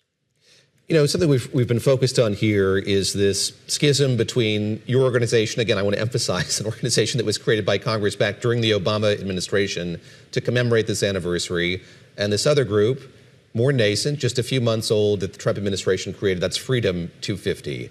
And I wonder if you could help us, help our viewers, help our listeners understand the distinction between these two things. My understanding is that in the immediate run-up to yesterday's commemoration, Freedom 250 took a lot of the oxygen maybe out of the celebrations that were taking place here. How has that played out in real terms? You as a commissioner, how have you seen that play out, having these two organizations kind of doing work on the same issue, on the same commemoration? Well, look, my view, when you have two organizations that are trying to include all 350 million Americans, mission achieved. I didn't see it as competition. I saw it as a broadening of the umbrella to include more people. America 250, we were focused on, for example, America Gives, where we have cataloged 39 million volunteer hours year to date. And then we also started Giving Forth, where we're trying to change philanthropy and make the 4th of July a day of giving to nonprofits. And so with Freedom 250, President Trump and his group wanted to do things like ultimate fighting on the White House lawn. And then, just things that we could not do. And so I saw it as a broadening, not competition, and then an opportunity to gauge all 350 Americans based on what do they want to do. Picking up on the money side of this, I know there was some reporting back in June that your organization didn't get the amount of funding that it was promised. And I'm curious if that's kind of something that's shaken out well here in the last few weeks, or are you still operating with a deficit relative to what you thought you were going to be able to get from the federal government? Well, fortunately, we have great sponsors like Stellantis, Coca-Cola, and just a broad range of consumer companies that stepped in and helped us fill the gap that we did not get from the federal government. But this was a public-private partnership that we weren't depending 100% on the federal government in the first place. And so were some of the monies diverted into Freedom 250? Absolutely. That was well documented. But was it a difficulty for us? We got over it. And so I think that, the celebrations happened yesterday, amazing fireworks, in Washington, D.C., amazing block party in Los Angeles last night. And so if I think about just the overarching opportunities, mission achieved. Was there anything you would have liked to have seen had you gotten that full tranche of government funding? Was there anything that you think you would have liked to have done but were unable to do? Yeah, listen, I think we had a whole list of technical ideas that we wanted to unravel, and some of them were pretty big and bold, and some were just, weren't able to achieve. But I think, look, as you plan for 10 years, we were in planning stages for 10 years. And then as we got down to, let's say, the last 25%, the last 2.5 years, we started to understand what can be achieved based on money, but also time and talent. And so I'm not going to focus on just what could have happened. I'm pretty happy about America's field trip and how we included children to get behind the scenes in some of the nation's largest and most treasured treasures so they can experience that. That will live on beyond this period of time, because we're going to endow that, and so it can continue with other partners into our state and country parks, and so they can participate there. So there are a lot of great things. I think we spent a lot of time contrasting between America 250, which was an act of Congress, and then Freedom 250, which was an act from the White House starting October 2025. And you just can't beat when you plan something for 10 years versus something that just came through executive order based on our request, actually, because we wanted to work with the various agencies. Last question to you. I think a lot of our audience knows you as the godfather of ETFs. I'm curious, sort of, when you were offered this position as a commissioner on this organization's board, what was appealing to it about you? What does this anniversary mean to you in the minute that we have left with you? Honestly, this is the opportunity, I think, to bring all Americans together. And I'm also board chairman of Creative Capital, which endows, funds artists. And this is the opportunity to let this nation be led by artists and their views. So this is really about, artists and the nation creating memory. So think about it. In 1976, at the 200th at the bicentennial, you can think about a song or some emotion that drew everyone back to that time period. And this is the same time period. So this is a fun time. And I think bringing business, art, philanthropy all together, what I brought to the commission is just that. Reginald Browne, thank you very much. That's Reginald Browne, the commissioner on America 250. Thank you so much. Appreciate David doesn't like it when I sing songs, but we'll keep it in mind for next anniversary. All right, coming up here, Team USA looking for its first knockout win since the 2002 World Cup. Our colleague Randall Williams joins us with a preview of Monday night's match. It is Bloomberg This Weekend on Bloomberg Radio, television, Bloomberg.com, and the Bloomberg Business app. Thank you for joining us live on Bloomberg This Weekend. I'm Lisa Mateo. Let's update you on today's top stories. Another regulatory headache for Meta. Sources telling Bloomberg India's technology ministry has notified the company that it needs to remove all advertisements and content that involves abuse and sexual exploitation of children from its platforms. Meta was ordered to provide a detailed response to the government in the next week.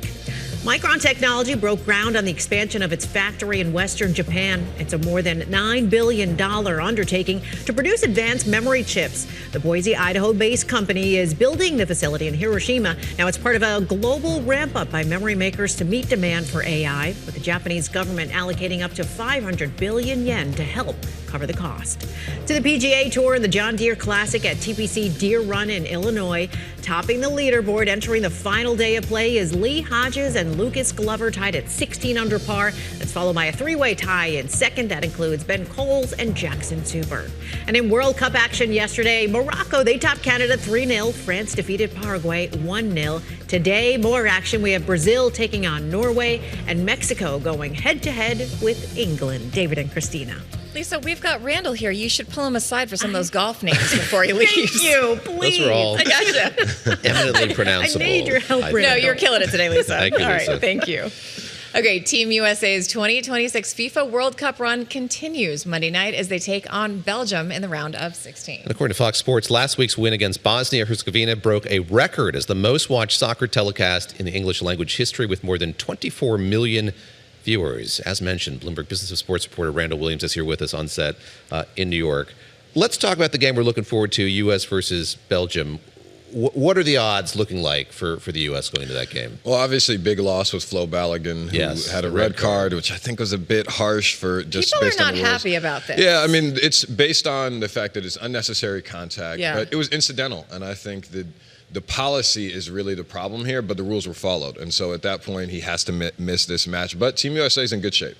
They should be competitive, and it's possible that they could come out with a win. It's not like they lose flow and now it's over. Where do you stand on the VAR thing? This has been a roiling debate within the Gura household. I was struck. I mean, like, it is wild. It's happening after every goal, but I mean, it's adding a level of kind of post-scrutiny that you haven't had in the past. It's one of those things where, like, you can have all the excitement in the world, and then you go to VAR, and it crushes things. Yes. There was a match with a match with Portugal and Croatia where Croatia basically got a buzzer-beating goal at the end of the match, and then they go to VAR, and the guy, I mean, it doesn't even look like the ball grazed his head, but they ruled that it grazed his head, and now the game is over. The craziest thing about that was, like, there's a sensor in the ball that can tell them, like, unequivocally whether or not it was touched, and that was the thing that was the determining And factor. offsides calls, like, I do think that offside should be a rule, but sometimes when it's just a toe ahead, I'm like, guys, just don't go look at it. Let it slide. Offsides, I don't know if you guys ever watched Ted Lasso, but offsides is one of those rules that's so amorphous. It's like a whole running plot thing, and that, like, I will never understand that rule. I've just given up. I just go with if it's offsides, okay, it's not offsides. I give up. I give up.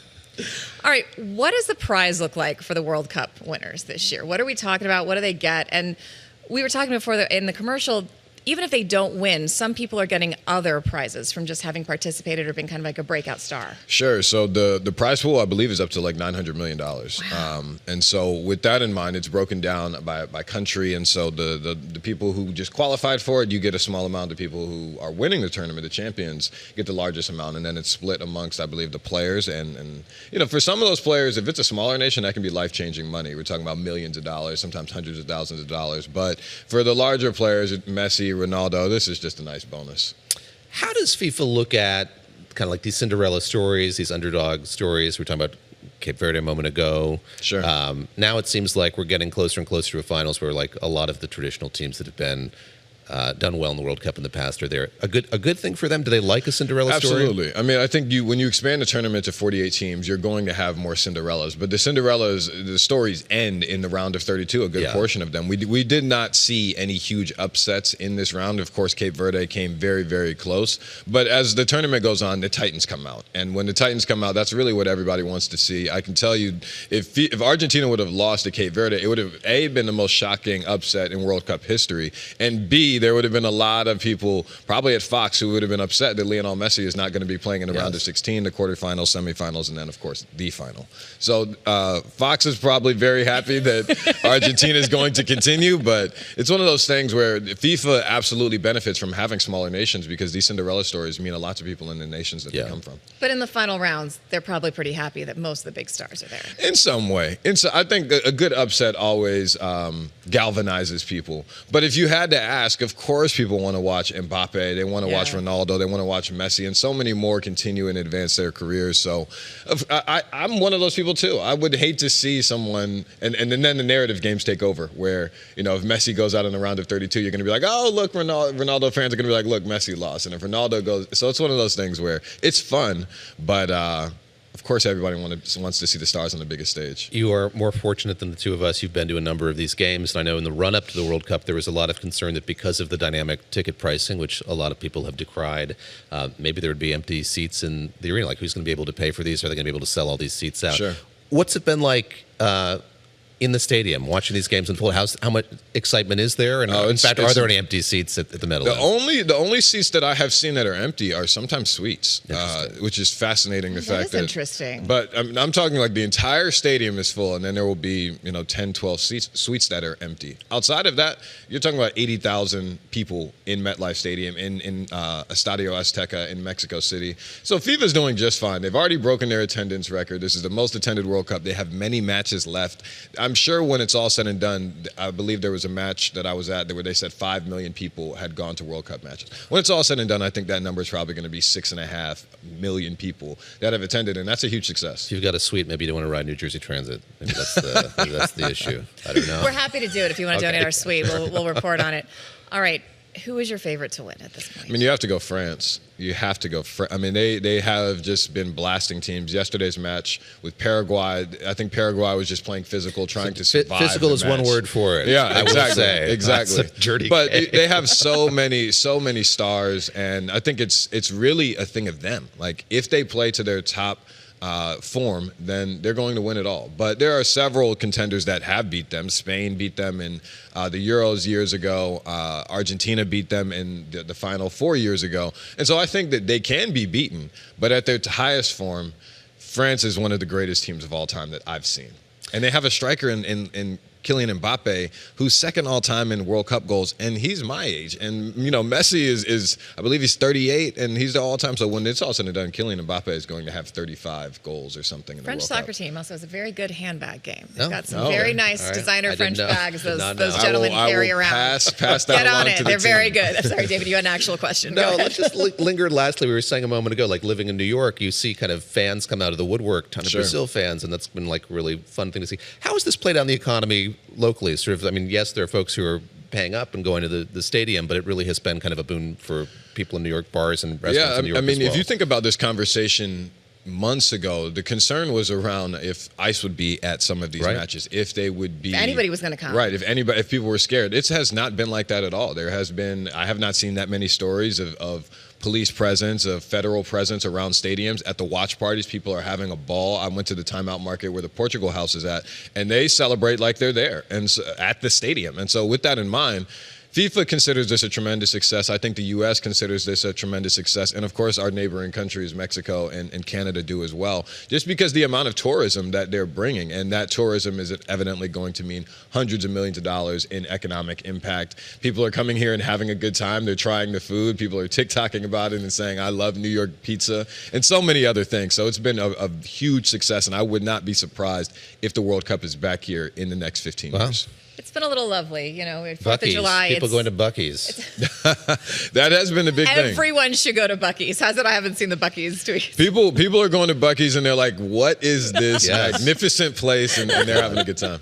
The European mind truly cannot comprehend a Buc-e's, I think. All right, Randall, thank you so much. Thank you for having me. Great to see you. And the game coming up here, just you'll be watching it, I assume? Yeah, I will. If Randall gets some extra seats, you could share with All his right, colleagues. we'll But work on that. we did make him work on a Sunday, so I don't know if we're in his good books. Let's see, in the All break right. here. Okay, coming up here, the history of the dollar. When we come back, our conversation with Brendan Greeley, the author of the new book, The Almighty Dollar. And if you are headed out the door on this Sunday, hey, take us with you no matter where you go. Watching soccer, head to the park, watch Bloomberg TV, listen on Bloomberg Radio, stream us live on the Bloomberg Business app. We're there with you this weekend. It's Bloomberg This Weekend. Stick with us. We will be right back with much more.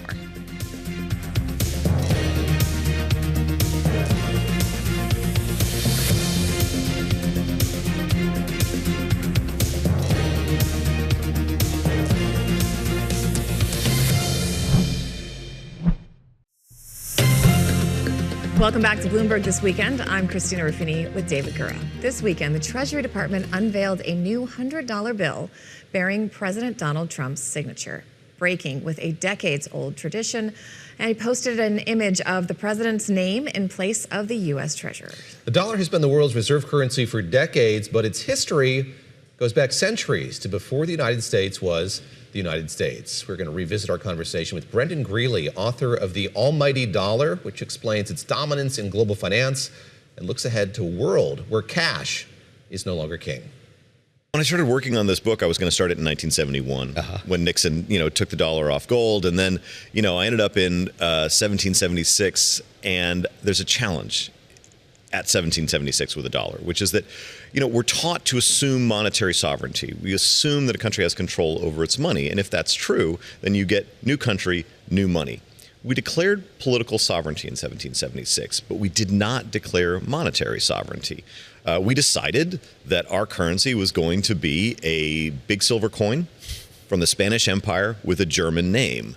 And so that makes this question of new country, new money a little bit problematic. And sort of trying to figure that one out, I found this whole other story that starts in a silver mine in Bohemia in 1520. And we can talk about silver mines. I can talk to you for a very long time about silver mines. But I think more importantly, we have to recognize that the United States did not create the dollar. Monetary sovereignty is won very slowly and with a lot of difficulty over time, and it's constantly being eroded at the edges. And so the story for me of the dollar and America is two separate things. There's an American story, there is a dollar story. America won control over the dollar and may be in danger of losing it now. The history of a currency is not the history of a country. Let's talk about the uniqueness of the dollar. And you quote Robert Mundell, the economist, who says, effectively, all monies sort of start domestic and some become international. They become global currencies. The dollar, as you point out, kind of subverts that paradigm. This is a global currency first. See, this is what I love about David Gura. You read the book. I read the book, yeah. Aw. This is, it's very hard to think of a currency as inherently global because our experience with currency is local. And then if we go abroad, maybe somebody else uses it. Robert Mundell, I'm going to take a huge risk here. I, in the book, disagree with a Nobel Prize laureate, winning. yes. Yes, exactly. Robert Mundell has a Nobel. I do not. But he wrote that great currencies are the children of great empires. The problem with that is I don't see that with the dollar. So the original silver Joachimsthaler, so the word dollar comes from a valley in Bohemia that was settled by Saxon miners that produced silver. They made these big, very high quality silver coins that were not useful for sort of daily purchases, but were very useful for merchants in the Baltic. So those Joachimsthaler became known as taler, and then that's how we get the dollar in English. This system was already in place by Shakespeare, who mentions the dollar twice, once in the Scottish play, once in The Tempest. Okay.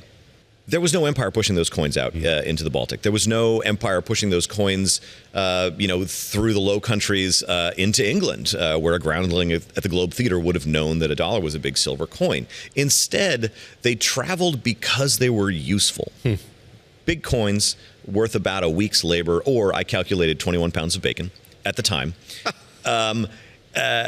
and not really useful for daily purchases. They have a power on their own, and they were copied all over. So as soon as you get those taller, very quickly, within about 2 or 3 years, you start to get copies in northern German cities, copies in the Netherlands. And so this idea of a coin was inherently international from the start. And the Holy Roman Empire, neither Holy nor Roman nor an empire, but the Holy Roman Empire, which was sort of nominally in charge of that area at the time, for a lot of legal reasons, didn't like those silver dollars at all and resisted them as long as it could. Empire was actively fighting against this.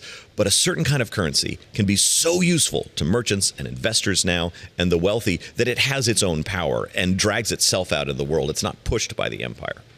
And we hear over and over again that the dollar's supremacy is at risk at this political moment. In any historical market that you look at, there were virtual promises and paper promises and silver and gold working together. Again, if we take the example of colonial America, a lot of commerce took place on the ledgers of shops. You would owe the shop money, and then you would come back and you would clear it, sometimes with money owed to another shop. Right? A lot of this money, they were aware, and they used these words in colonial America, of real and imaginary money. That's not a value judgment. Imaginary money isn't bad. It just means it's credit held on the ledger of a shopkeeper, right? And that was every bit as useful to them as the very real money that they had in gold, and then sometimes in bills of credit issued by the colonial governments. Okay, so we have always had virtual money.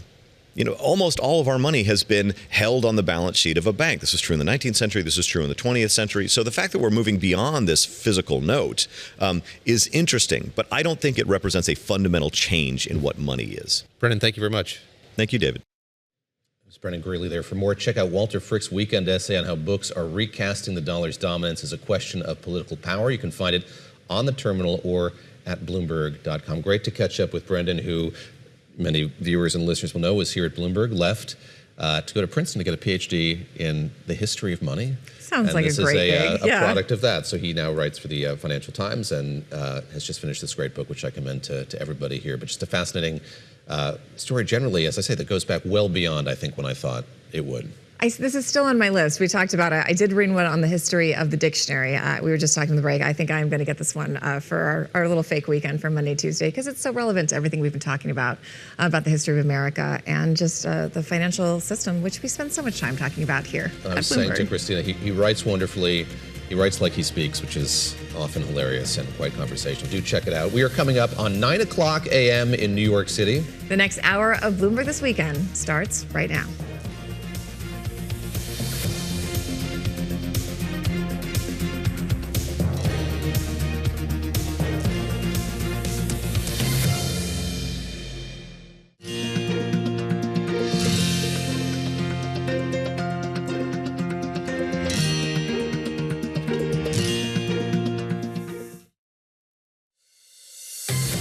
Welcome to Bloomberg This Weekend, live from New York with David Gura, Christina Ruffini, and Lisa Mateo.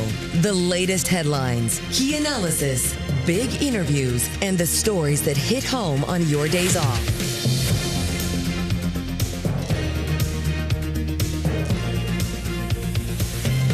Well, welcome to all of you, our viewers and listeners. We're coming to you live from Bloomberg's World Headquarters here in New York. I'm David Gura. I'm Christina Ruffini. We are here with Lisa Mateo. It is Sunday, July 5th. Hey, I had to say the date 2 days in a row this week. You got it. The 4th nailed and it, the as 5th. Lisa would say. Speaking of Lisa Mateo, she's going to get us up to date with the headlines. Lisa? You got it. And those celebrations, they were held across the U.S. last night. We're talking about the nation's 250th anniversary. Speaking in Washington, after storms actually prompted a roughly 2-hour evacuation at the National Mall, President Trump took the time to honor veterans, but he also mixed politics with patriotic appeals, pushing for the Save America Act. All voters must provide a little thing called proof of citizenship. And there will be no mail-in ballots except for illness, disability, military deployment, or travel. Earlier in the day, aboard the USS Kearsarge in New York Harbor, Vice President J.D. Vance, well, he stressed how greatness is built on the efforts of all citizens. All of us have a part. All of us had our part, our role to play in creating 250 years of a proud American story. And all of us will need to do our part to create the next 250 years of American greatness. Severe weather had played a role in the day's celebrations with extreme heat, thunderstorms. Cities including New York, Pittsburgh, and Boston, well, they were forced to shift the time for the fireworks. Celebrations in Hartford, Connecticut, Harrisburg, and Wilkes-Barre, Pennsylvania had to be canceled. In New York, the Brooklyn Bridge briefly caught fire after the Macy's 4th of July fireworks show. Several fires, they were put out. The NYPD said no injuries were reported. Now, meanwhile, Russian President Vladimir Putin, he congratulated President Trump on the 250th anniversary of the U.S. independence in a phone call yesterday. The two leaders, they talked about Ukraine and the upcoming NATO summit in Turkey on Tuesday. President Trump also said he is ready to facilitate a swift end to the hostilities in Ukraine. And Kyiv's Mother Ukraine monument, it was illuminated in the colors of the U.S. flag. The president of the American Chamber of Commerce in Ukraine saying, quote, "Here we stand united. Kyiv stands, Ukraine stands, and business stands, all united with Ukraine." That event, it was organized by the American Chamber of Commerce in Ukraine as part of the U.S. Embassy's Freedom 250 celebrations. And in other news, major OPEC Plus members, well, they have agreed to another modest increase to their collective oil production quotas for next month. At a video conference earlier today, 7 nations led by Saudi Arabia, Russia, they agreed to add 188,000 barrels a day to their output target. David and Christina. Lisa, thank you very much. Not a huge number, but these all add up as they continue to expand what they are producing. Exactly right. It's going to be interesting to see as all those ships start to move out. Obviously, there's a bit of a glut right now, but what will that pace be? What will that look like? And what will the strait look like as we move forward? Yeah. All right. The weather delayed President Trump's July 4th address last night. He took the stage speaking of what he believes America is currently fighting against, and that is communism. America will never be a communist country. Won't happen. Communism is a loser, and it always will be.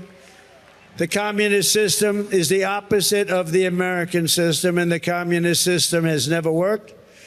Our warriors did not fight communism on battlefields across the world, only to have that menace rear its ugly head right back here in America. We're not going to let it happen. All right, Bloomberg's own White House correspondent Jeff Mason covered the president's address last night, and he joins us now. Jeff, you were always going to have a late night, but you had an even later evening because all those storms and disruptions kept delaying things, and I think would have canceled it possibly with any other president. But as he mentioned in his speech, the president was never not going to speak last night. So what were the highlights? When did he finally take it to the stage, and what are the big takeaways? Not Donald Trump. He does not cancel a speech like that. And you know what? I ended up in the press pool with him and with the reporters who went to the mall for that speech. And just for a little color for everybody, it was raining when we got there. The president and his entourage went into kind of a glassed off structure that had been put together for them and waited out the rain for another 45 minutes or so. And then he came out to the stage shortly after 11 o'clock, spoke until shortly before midnight, and got a good response from what was a pretty Trump supportive crowd, which makes some sense, of people who came in for the 4th of July. As far as highlights are concerned, he did sort of a mix of some traditional 4th of July themes, a few moving moments where he brought up World War II veterans and veterans from other wars to salute flags that they had placed on stage, some old flags from U.S. history, but also mixed in some very, very partisan politics, including that note about communism, which is a reference to the Democratic Socialists who won primaries in the last few weeks in a couple states across the nation, and his push for the Save America Act, which is the bill or the measure that would restrict voting access across the United States, specifically restrict mail-in voting and also require voter ID. Jeff, let me stick with that. I saw some comments from Steve Bannon to Politico. We're going to dig into this a bit more in a few minutes here, but he said that Republicans and Democrats are really having a hard time here kind of figuring out how to respond to what we've seen, this surge from politicians who identify themselves as democratic socialists. Is it clear to you from listening to the president, yes, last night, but also on the trip that he took earlier this week to the Dakotas, that he sees this as a winner? He feels confident that this is a binary that he's keen to embrace? Absolutely. And what the president likes to have, whether it's with the media, whether it's with Democrats, whether it's with some other entity, he likes to have a foil. He likes to have something that he can lift up as the bad guy, and that's to put it pretty mildly. And in this case, he's found a new one with that theme, with the theme of communism. And he's throwing that out, I think, in a way to try to energize his voters, to try to scare some voters, and to use that as a contrast with what he is offering himself and what the Republican Party is offering. This is not unprecedented. I remember being at a CPAC, which is that conference of conservative voters during 2020, actually. So at the end of his first term, and this was right at the beginning of COVID, and the entire conference was arranged around being the theme of anti-socialism. So this has shifted the vocabulary a little bit from socialism to communism, and I think he absolutely sees it as a winner, and he has unveiled that as a theme pretty starkly, both at the 4th of July speech last night, the North Dakota speech, and another speech that he gave just about a week ago. All right, Jeff, stick with us. We're going to change the game. We're going to have you stick around for this next segment, but we want to bring in our next guest. First, we want to go to Gautam Mukunda. He is he's at Yale School of Management, but he's also a columnist here with Bloomberg. And on set, we have Politico's New York Playbook co-author, Madison Fernandez. And I just want to ask the two of you, as more Democratic socialists are entering the primaries nationwide, how big is the Democratic tent? Is there room for both centrists and socialists, or is there going to be a family breakup, a party break, some sort of fight here at some point? Madison, let's start with you, since you did come in on a Sunday. Not that we don't love all of our other guests, but you know.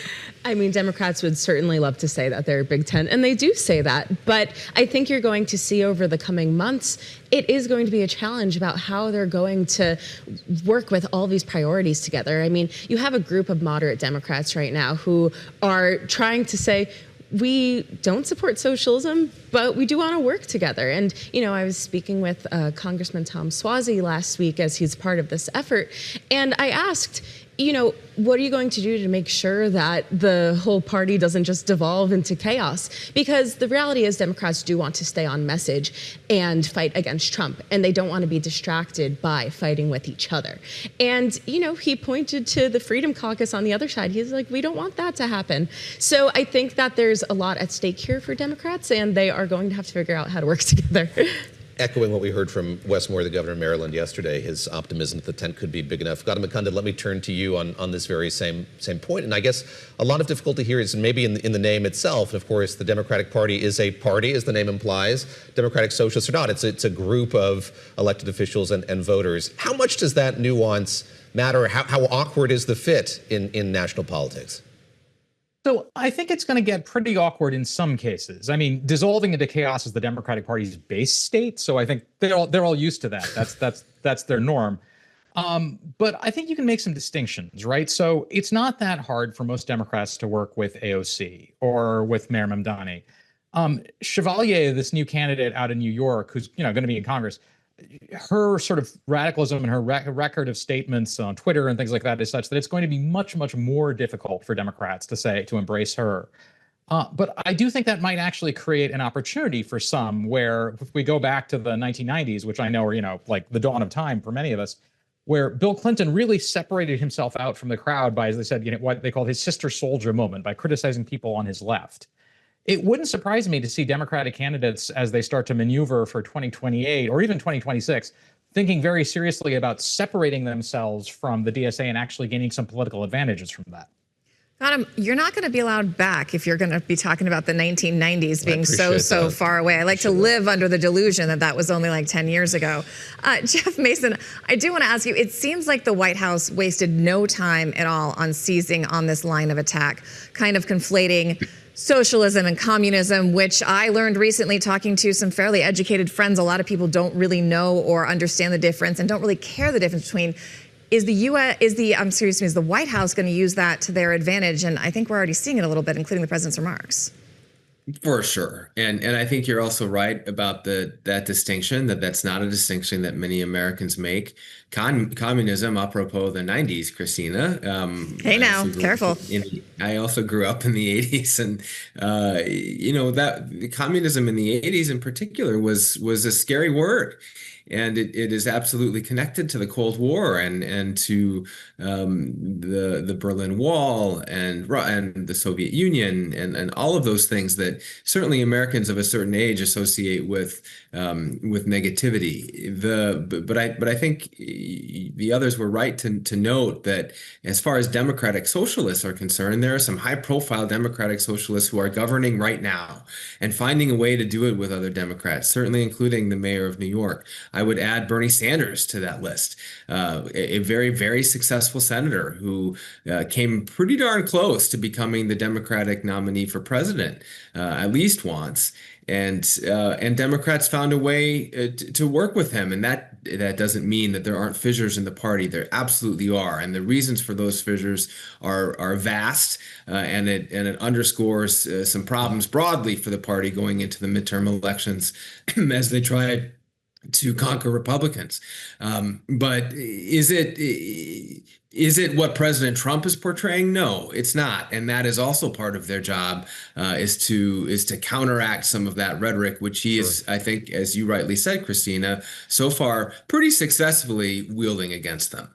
Madison, let me pick up on what Jeff was talking about there, the role of Mayor Mamdani here in New York. And as you've noted in the New York Playbook, he's had a lot of high-profile phone calls in recent days with Kamala Harris, the former presidential nominee, with Gavin Newsom, who could be the Democrats' nominee going forward here. What does that say to you, their willingness to engage with him, about how they see him and the role that he's playing in the conversation that we're talking about?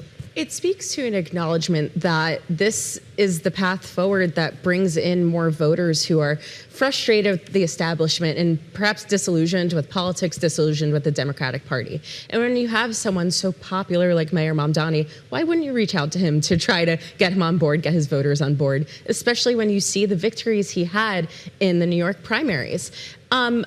Just something else I wanted to respond to on countering this rhetoric. I think that for some of these more established politicians, that's easier for your AOCs, for even your Mamdanis right now, because he, skyrocketed since coming into office. Yes, exactly. But some of these newer officials like Daria Lisa Villa Chevalier, who we mentioned before, she had to come out and say, I am not a communist, I am a democratic socialist. And that's just going to be more difficult for some of these newer folks who don't have a high name ID, who people don't know, when you have this rhetoric coming from the Republican side. Look at these communists. So they have to spend more time countering that. And that could be frustrating when you're just trying to get the Congress to do your job. Especially at a time when Democrats felt they really did have the upper hand with messaging, given the unpopularity of the war, the tenuous nature of the U.S. economy going into the midterms. We now have to have this whole other discussion. Gautam, I want to ask you, I grew up in Colorado, one of the other places we're seeing some Democratic Socialist candidates, and I reached out to some friends online and just said, look, if you're an independent and you vote one way or the other, would you vote for someone who's self-ID'd as a Democratic Socialist? And I thought the responses were very interesting because a lot of more independent folks said absolutely not, it was a deal breaker. Some more on the liberal side said I would only vote for somebody who said Democratic Socialist. And then I got a couple responses that said, can we just stop putting labels on people and vote based on the issues? But that is a lot to navigate for voters. Do you think there is a way where this could be a benefit to the party given unhappiness with incumbency and with what's going on right now? Or is it just going to muddy the waters because voters' attention spans are short and November's right around the corner? Yeah, November's coming up, and I think we should split this up into a few different things, right? So the DSA phenomenon seems to be largely about deep blue urban areas, particularly New York, right? They had Kuros win Colorado, but it doesn't seem likely they have the same level of strength here. What we saw in Colorado, other than Kuros, was just a profound anti-incumbent push from Democratic voters who looked at their establishment and said, you had one job. You had one job. Your one job was to beat Donald Trump, and you failed. And we will take anyone over the people who failed at that one and only task. And that, I think, is how you see Weiser beat Bennett. And on the flip side, in Colorado, they have this huge advantage where the Republican nominee looks like it's going to be, it's Marx, who, I'm trying to put this in a, diplomatic way. If you believe his own testimony about his life is, either delusional or a murderer, like one of those two things kind of has to be true. So that really changes the dynamic in some pretty profound ways in state by state when you're running against someone like that. Madison, I'll turn to you lastly here just on this issue. I mentioned the Steve Bannon interview, and maybe you can just kind of synthesize what he had to say in that conversation with Politico. Does he feel like Republicans are equipped to, yes, the president clearly feels like he is able to push back on this. Do Republicans largely have a unified message on this yet? I mean, I think on both sides, there's going to be work to do to come there with a unified message. I mean, you're already seeing Republicans in recent weeks attacking Democrats on this front. But, when there are a lot of concerns about the economy, about rising gas prices, about everything, it's going to be interesting to see if voters are making the connection that President Trump is trying to make. Because I think a lot of what he's saying speaks to the concerns, the economic insecurity. But if they're running around saying, look at all these socialists, look at all these communists, I think there has to be another step there that I'm not sure we're there yet. Madison Fernandez, thank you very much. Great to see you here in studio in New York. Jeff Mason, thanks to you. Gautam Mukunda, appreciate your time on this Sunday as well. No doubt this conversation will continue to evolve here in the lead up to November. I feel like that's which, as definitely you point out, true. is right around the corner. It's always an election somewhere. All right, some big decisions from the Supreme Court this term, putting presidential power to the test. A look at the next cases on the court's docket, plus a new interview with retired Justice Stephen Breyer. That is straight ahead on Bloomberg This Weekend, on Bloomberg Television, Bloomberg Radio, and at Bloomberg.com.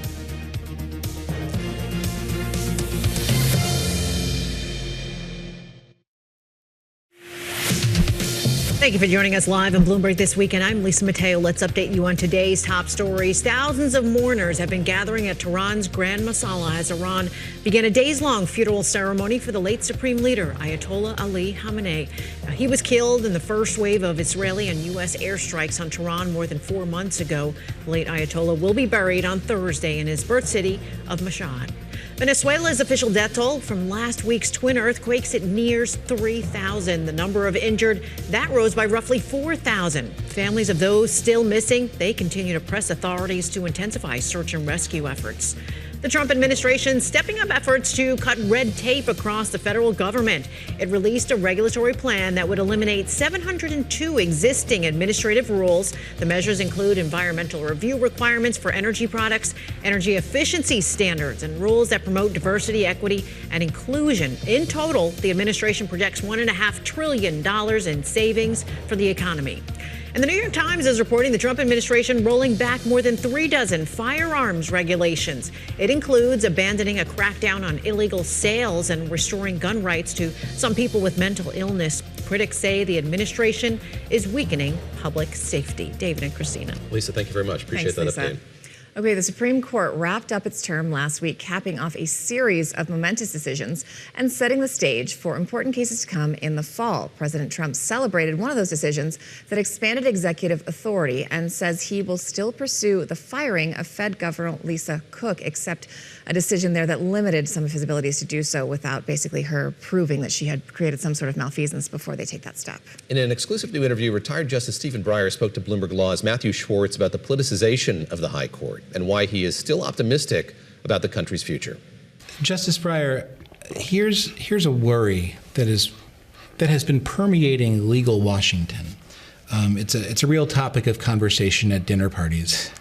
That at some point, this executive, or perhaps a future one, might simply treat a Supreme Court ruling as optional and won't obey it.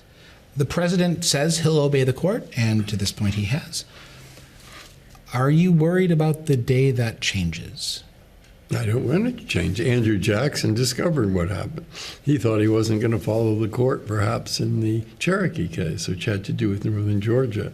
He soon discovered that South Carolina thought, what a good idea. Let's not pay the federal taxes that we owe, or the duties, or whatever they were then.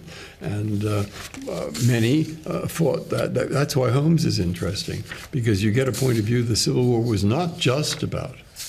It was not just about slavery. It was also about, can we hold this country together?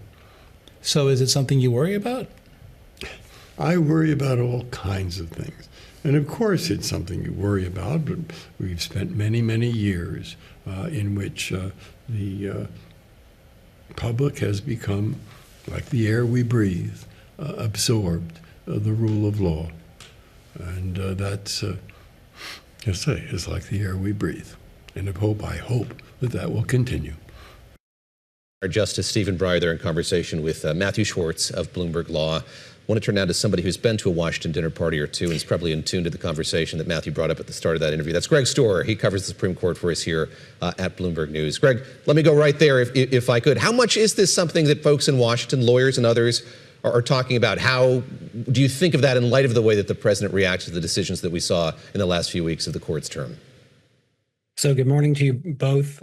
Thanks for exaggerating my social life, David. Not at all. Not at all. It has been a big topic throughout this Trump term. We have seen both the president and other administration officials talking about the possibility of ignoring the courts. Now, for the most part, that has happened with the lower courts so far. There has not been a case of outright defiance of the Supreme Court. And in fact, with all these decisions of this term, most of which went Trump's way, some of which went against him, we haven't seen any outright defiance. And so I suppose, in this very difficult time for this nation with so much division, perhaps we can say that's a good sign that we didn't see outright defiance. President Trump does really have an affinity for Andrew Jackson, but you're true. right. So far, I do want to ask you about these two cases we were talking to in the lead up to these decisions, and that is the Slaughter case and the Cook case, because when we were speaking earlier, you said that they would probably have to be issued together because they were similar, but it looked like based on oral arguments, and this is where it ended up, the court would go one way with one and one way with the other. So why, can you talk to us about whether you think the court in their arguments successfully skirted that complication and managed to lay out justifications for why in one case they expanded presidential power and said the president can fire the head of the FTC, and in another case said, well, not quite yet on Lisa Cook, and here's why. Yeah, well, the biggest thing is probably just that the court said the Fed is different. And to put a little more on that, the Fed is different because of its role in setting monetary policy and the history and the tradition of the institution. Now, the court kind of skirted some questions like, well, what about the functions of the Fed that are a lot like other executive branch agencies, the regulation of banks, for example? But the court did draw a line that says the Fed is not an institution where the president can fire people for any reason. Now, having said that, when we got into the issue of, okay, Donald Trump says he has a reason for firing Lisa Cook, the alleged mortgage fraud that she denies, the court essentially said, okay, we're going to protect the Fed to some degree for the time being. There's a lot of tough questions in here. There's questions about what kind of process she is entitled to before the president does that. And there's definitely a lot of questions about what is enough to constitute cause. That is, enough reasons the president could fire her. Not at all clear which way it will come out ultimately in this case. You've written a new piece kind of looking at the takeaways from this last term, and there's a line that stood out to me. That's President Trump has built the Supreme Court supermajority, but it was the Reagan revolution that prevailed during the just completed term. Talk a bit about what we learned, if you would, Greg, about this court, about the decisions it made during this term and how it's likely to rule going forward. What did we learn about the court as an institution over the course of this last term? Well, first of all, it was a really, really big term in terms of shifting the law. So you look at things like the Voting Rights Act decision. You look at that decision we were just talking about, letting the president fire the heads of independent agencies and sort of undercutting the legal basis for the modern administrative state. And most of those things are longstanding conservative priorities. They were priorities that when people were in the Reagan administration, as John Roberts and Sam Alito were, they were working on those ideas. They were developing them. And so this is kind of the culmination of a legal movement on those issues that has built up over decades. The places where the president lost tended to be things that were more his priorities, not things that conservatives have hoped for decades and decades. So you look at birthright citizenship, which came up very, very recently, the restrictions he tried to impose there. And certainly you look at tariffs, which has not been a conservative priority, and the Supreme Court shot down the notion that this law that doesn't mention tariffs but talks about emergency powers could let the president impose hundreds of billions of dollars of tariffs. So it all told, yes, Donald Trump won significant wins this term, but they were not on those things that were sort of Trump specific, MAGA specific. I'm glad you brought up birthright citizenship because I did want to talk about that. It was a 6-3 decision that upheld birthright citizenship, but there was a concurring opinion by one of the conservative justices. Explain to us what it did. It kind of said, yes, I agree with this decision, but for a different reason. And if you did it this way, and like it was almost like a head fake. If you went through Congress, this might be a different opinion. And now all of a sudden the president has said, hey, maybe he will work through Congress on this. Explain to us what the argument was there and if you think we're going to have to revisit this again next term. Yeah, so that was an opinion by Justice Brett Kavanaugh, and you're exactly right. He agreed with the result, but not the reasoning. So the key language in the Constitution that the court interpreted was the 14th Amendment, which says if you're born in the U.S. and subject to the jurisdiction thereof, you are a citizen. And there are a couple federal statutes that have the exact same language. And so what Justice Kavanaugh said in his concurrence was, I disagree with the majority about what the Constitution means. But because Congress passed those statutes at a time when everybody understood that language to mean that anybody born in the U.S. was a citizen, I'm going to say that by statute, the president cannot impose these restrictions. And thus, all Congress needs to do is change that statute, and the president would have that authority. Now, the problem for Justice Kavanaugh is it's not clear, not at all clear, he's got 5 votes on the court to do that. The majority pretty clearly said we see it as a constitutional right, a constitutional value that if you're born here with a few very small exceptions, you are an American citizen. Greg, let's look ahead if we could. So at the end of the term, we learned what the court's going to be considering next. And I'm sure you heard Lisa a few moments ago talking about the New York Times reporting that the administration wants to relax some firearms restrictions. A couple of cases here stand to deal with that issue as well. Viramontes versus Cook County and Grant versus Higgins. There are municipalities, places around the country that have certain restrictions on assault weapons. And I gather that's what the court's going to be weighing here. What insight can you give us into sort of the crux of those cases and sort of what the court's going to be looking into here in the next term? Sure. Yeah, the court has in recent years imposed much tougher rules governing restrictions on guns. So they've made it much harder for a state or local government to say we are doing this in the name of gun safety. The lower courts have generally said that states and local governments can ban so-called assault weapons, that those aren't protected under the Second Amendment. The court has really sort of hemmed and hawed about taking up this issue. Three justices previously said, three conservative justices, Gorsuch, Thomas, and Alito, have said, we want to take this up. Justice Kavanaugh has said, I think I want to take it up, but not just yet. And by the way, I'm really skeptical of these restrictions. And so probably those four provided the four votes to take up the issue. And what that means is when the court hears arguments in the fall, Chief Justice Roberts and Justice Barrett are likely to be the two votes, and it is going to be a hugely important case, a very closely watched case because, of course, of the impact that, both because of how widespread semi-automatic so-called assault weapons are and because of the way they have been used in many, many mass shootings. Greg, before we let you go, we've only got about a minute left. I do want to ask you, there was some drama about the potential retirement of Samuel Alito. What happened there? It turned out to be not true, but do you think it was just possibly too early? Are you expecting some sort of retirement this fall, particularly if Republicans lose control of the Senate? So yes, there was an erroneous report that the court had announced that Justice Alito was retiring. The court had not done so. No indication. It seems very clear he's not retiring right now. He's not retiring in the next few days. A lot of people have started talking about, well, what happens if the Democrats take control of the Senate in the fall, as is at least possible? Would Justice Alito retire then? You can't totally rule it out. We're all going to be watching it very closely.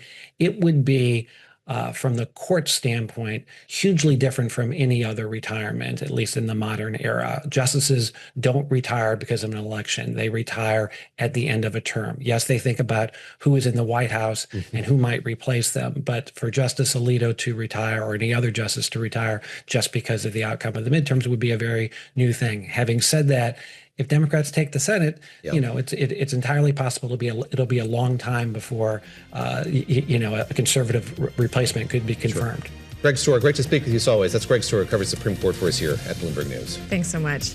All right, they've been bottling bourbon for about as long as America has been around. Coming up next, our look behind the barrels at Jim Beam. That's coming up next on Bloomberg this weekend. Stick with us and see how much bourbon our producers made me drink while we were shooting this piece. We'll be right back. Welcome back to Bloomberg This Weekend. I'm David Gura alongside Christina Ruffini. There is nothing more American than bourbon, which is known as America's native spirit. That's right. We traveled to Claremont, Kentucky, home of Jim Beam, which sold its first barrel of bourbon more than 230 years ago. We talked about their long family history and how they're adapting to an evolving market.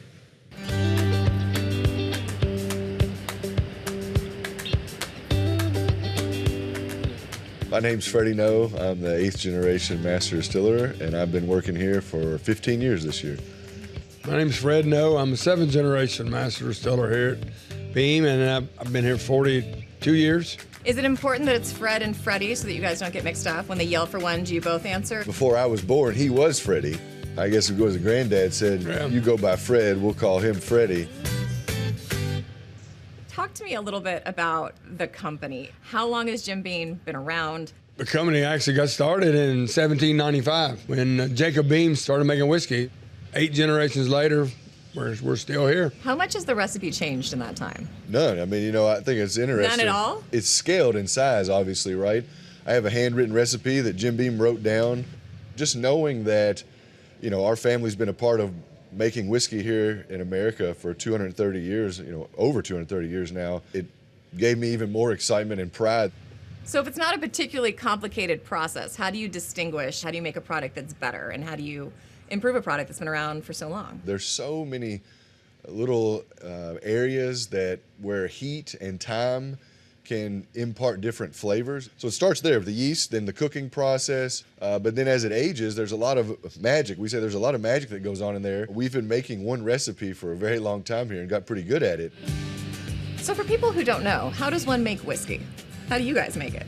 Water, grain, yeast. We cook the grain, put it in the fermenter, add the yeast. After it ferments, we distill off the alcohol, put it in a barrel, and put it away in the warehouse. That's a simple. And so this has been in here for about 2.5 days. You can feel the warmth of this one. If you turn around and feel how cool this one is that's being filled. Oh, wow. This feels like a refrigerator. Yes. This one is like room temperature, warmer. So this one's about 65 degrees. And then naturally, the friction of the yeast eating that sugar heats that. It's a byproduct of fermentation. Heats that up, creates alcohol, heat, and CO2. So a lot of CO2 will be coming off. I'll give you a little warning. It does remind me of like beer. Like I've been in breweries before. Am I crazy? I feel like I'm like missing breath. Is that the CO2? There's no oxygen right here. You guys want to get a shot of this? It's pretty cool. Don't drop the camera in the yeast. We can get it out. We'll get it out. This is the most Willy Wonka looking room we've been in. So after fermentation, we pump those fermenters near the bottom of the next floor up. And so the heat's traveling up. Okay. And the heat is heating the alcohol in there and turning it into a vapor. And then we'll redistill it in that vessel right down there. And so that's the finished product of Booker's bourbon that will be go into a barrel probably tomorrow and then go rest 6 to 8 years in the warehouse. So drinking out of this fountain would do some damage. It would, yes.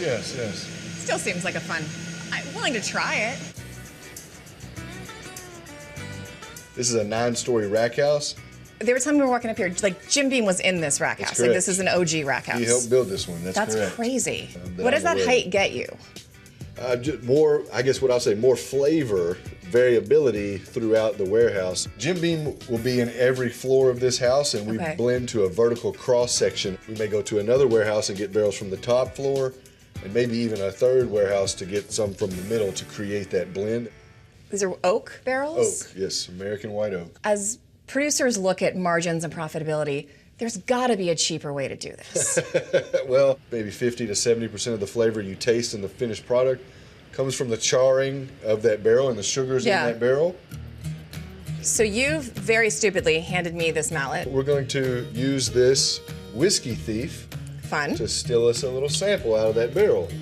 And I've given you the knocker there, and so your job is to remove this bung so that I can still us a drink. Like above my the head hardest force? you got. Oh, God. All right. This is not going to. Okay. I hate you, You got Patrick. this. Okay, ready? Look at that. I did a thing. Yes. All Can we right. have alcohol now, please? This is pretty fun. Oh, yeah. This is the most important and probably the most fun part of the job. I like that it's called a thief because it does feel a little bit clandestine. Cheers. Cheers.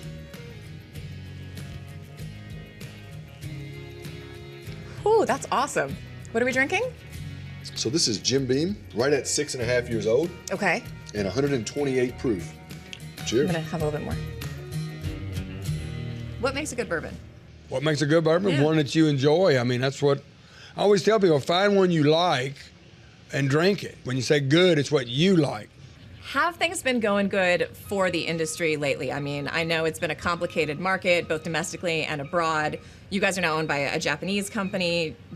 Bourbon and whiskey are huge in Asia. Talk to us about where the growth is in the market and where there are like a little bit of struggles. Yeah, I think you mentioned it right there, right? Asia has been an extremely emerging market for us. I think another thing within that is how consumers are consuming. RTDs are very popular. What's an RTD? Ready to drink. So see, I didn't know that. It's an industry term. I'm learning. Yeah, Okay. all right. But I also think, a lot of consumers are being very conscientious of where they're spending their dollar, right? Yeah. As Dad said, we want you to enjoy it any way you please. So I think the biggest thing is getting people bourbon kind of how they're consuming, right? When you look at the things that stress the business, what are the big cost factors? What are the things that are impacting you? I think tariffs and gas prices are the two things that come to mind. Oh yeah, just the economy in general. People have to pay for their everything else. It's a luxury item. Like you like it, but you don't have to have it. Yeah, for sure. And there's the tariffs and stuff. That's part of it. But then people's taste changes. Like before they didn't like bourbon, now they do. Where they're going to shift and go away from it. Stuff you really can't control, but you just have to deal with it and move on. Be flexible and be adaptive to change. I think that's a lot of it. There's a lot of whiskey and bourbon on the market right now. There's a bit of a glut. And your CEO actually called this the golden age of whiskey because supply is higher and that means prices could be lower. What's your take on that? To me, I think it's great for us, again, because we've stood by what high quality bourbon has stood for. And so when you have a consumer that's being more conscientious with their dollar, I think that puts us in a very strong position based on the research that we've done. What do the next 250 years look like? You got kids? Are they going to be doing this? Do they come run around the distillery? What's the future look like? Absolutely. My daughter was just here, actually, with a couple members on my team. Has there ever been a woman in this job? Not from our family, no. Okay. Not from our family, yeah. Not yet. She'll be trailblazer for us. But she's very interested, I think, having the children around to see this is a great place and a great opportunity to carry on a very strong tradition. Freddie seems kind of okay. Are you confident in your legacy and what this place is going to endure for the next? It's in good hands. You know, just stay back and watch. Let's file that under hardship assignments that you've been It was tough. given It was here tough. on the show. Yeah, you know, me and Patrick. You do hear me yelling at Patrick at one point, though, because I was very worried about hitting that thing on camera and messing it up. But it Patrick's worked your out personal okay. trainer? You did good. Patrick is our producer, and we love him, and he did a great job. But I also was wondering the difference between whiskey and bourbon, because I'm a bourbon person, but the difference between whiskey I never really understood. So what do we just say? All has to be 51% corn. It has to be all bourbons made are whiskeys, but not all in whiskeys America, are bourbons. specifically in the great Commonwealth of Kentucky, and has to be aged in a charred like those white barrels oak that you were barrel. saying. The barrels. Okay. Yeah. I thought it had to be just from Kentucky. On the rocks. On the yes. rocks. Okay. I did think it had to be just from Like a Kentucky, chill. but we asked, and it could be. It has to be made in the How United was that States. whiskey out of the Thief? Very strong, but very good. It had been in there. It had been in there long enough. They also showed us. So they are, young people are drinking less, which we've talked about on this show. Yes. They are doing a non-alcoholic product. Interesting. So Jim Beam, they allege, I still have my doubts, but they claim during Prohibition stopped distilling and was a citrus farmer. So they have this citrus sin, which was quite tasty, and it's 0% alcohol because they want to give people options. If you're out and you want to drink, but you don't want to have any alcohol, they want you to grab a can of this. It was pretty tasty. I've seen a lot. I've done like non-alcoholic gin because I go out and I just don't want the whatever. But now look at this. There might be something else for me there. The other thing that we've also talked about and is very popular for them are those ready-made cocktails in cans. They do very well, especially in Asia, and they are, as we were talking about, owned by a Japanese company now. So. All right. Brava. Well done. When we come back here, doesn't take a break for the holiday. The Pointed News Quiz is coming up. I thought I could escape it, what with being on a ship yesterday for 4 hours. But we're going to reprise it here on a Sunday. Looking forward to that with Lisa Mateo coming up on Bloomberg This Weekend on Bloomberg Radio and Television. Oh, it's that time for this weekend's Pointed News Quiz with the one and only Lisa Mateo here to assess our knowledge of the biggest stories of the week. Winning. I feel like we're pretty evenly split at this point. I think so. Yes. I've had a couple ties, and then I've had a couple losses. Let's mislead the audience into thinking that we're tied. You both thought you were going to escape this quiz. No, I did. For the weekend. I thought there'd be a holiday break. I thought we got shore leave since we were on the boat. I thought Never. Okay. Play along at home if you can. So here's how it works. They have 30 chips in front of them. Okay. They're going to place their bets on each of 3 categories. Are you ready for your categories? What are the categories? Okay. So the first one is food and beverage. Wonderful. Okay. I feel like that's been a theme of the show today. Second is, it has. Yes. Disclosures is the second. Disclosures. And 3 is movies. Okay. Okay. So now think about it. Yeah. How do you want to wage your bets? Okay. Are you putting it all on the first category? Ooh, like David. That's a total column You are there. good at that category. I don't know about disclosures. I'm going to leave that Leave empty. disclosures really don't blank. know what that could be. Christina, you going even across the board? I'm too tired to get. We don't even have to lay out the chips anymore. We can just keep it. Okay, shush. Lisa, what's feeling food? confident. I feel like I'm going to use the food and beverage one. But I don't know if you might get this, but let's see. Okay, so here we go. Food and beverage. That doesn't sound promising. Belgium's all the things. Belgium's Lotus Bakeries, is seeing shares up 49% year to date, largely powered by the sales of which airline snack? Oh. So it's something you get for your snacks on an airline. I know what it is. And it's from a bakery. Well, I think I do. Bakeries. What is the name of this said snack? Okay. Are you ready? You wrote it pretty quick. Yeah. Okay. I wrote Let's see. Biscoffs. I also wrote Biscoff. You both got it right. Yes. Oh, But David. one of us got 20 That's points, and that's me. He did. Delta Airlines has them. Delta always get the Delta Biscoff. has Fun the Biscoff. fact, my mom's birthday a couple of days ago, my brother made a Biscoff cake.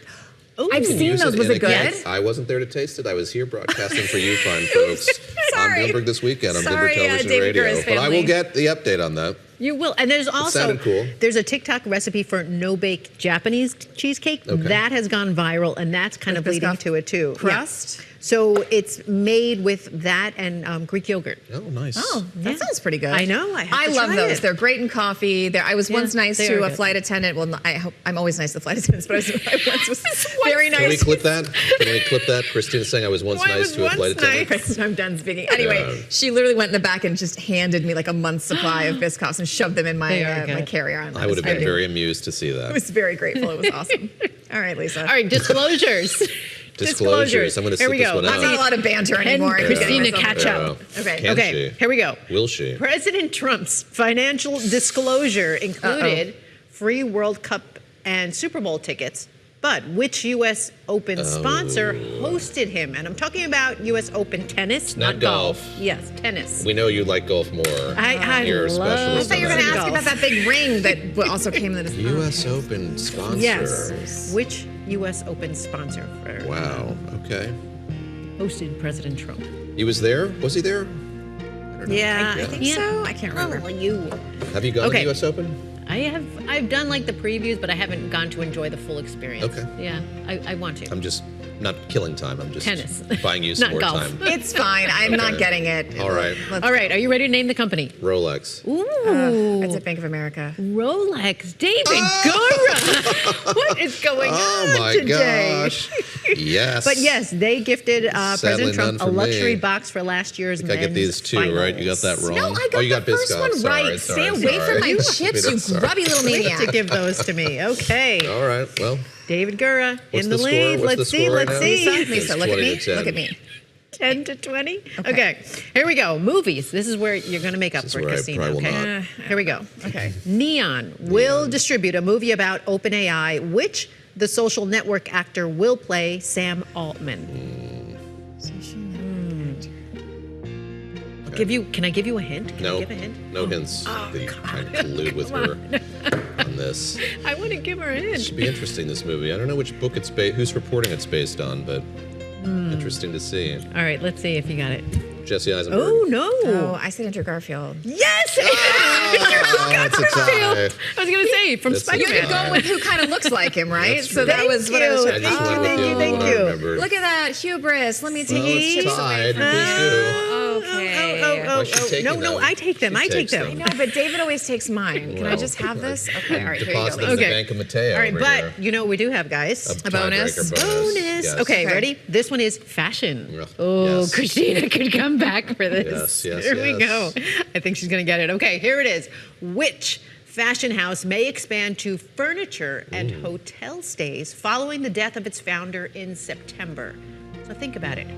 Who passed away back in think who died. September? A big fashion icon.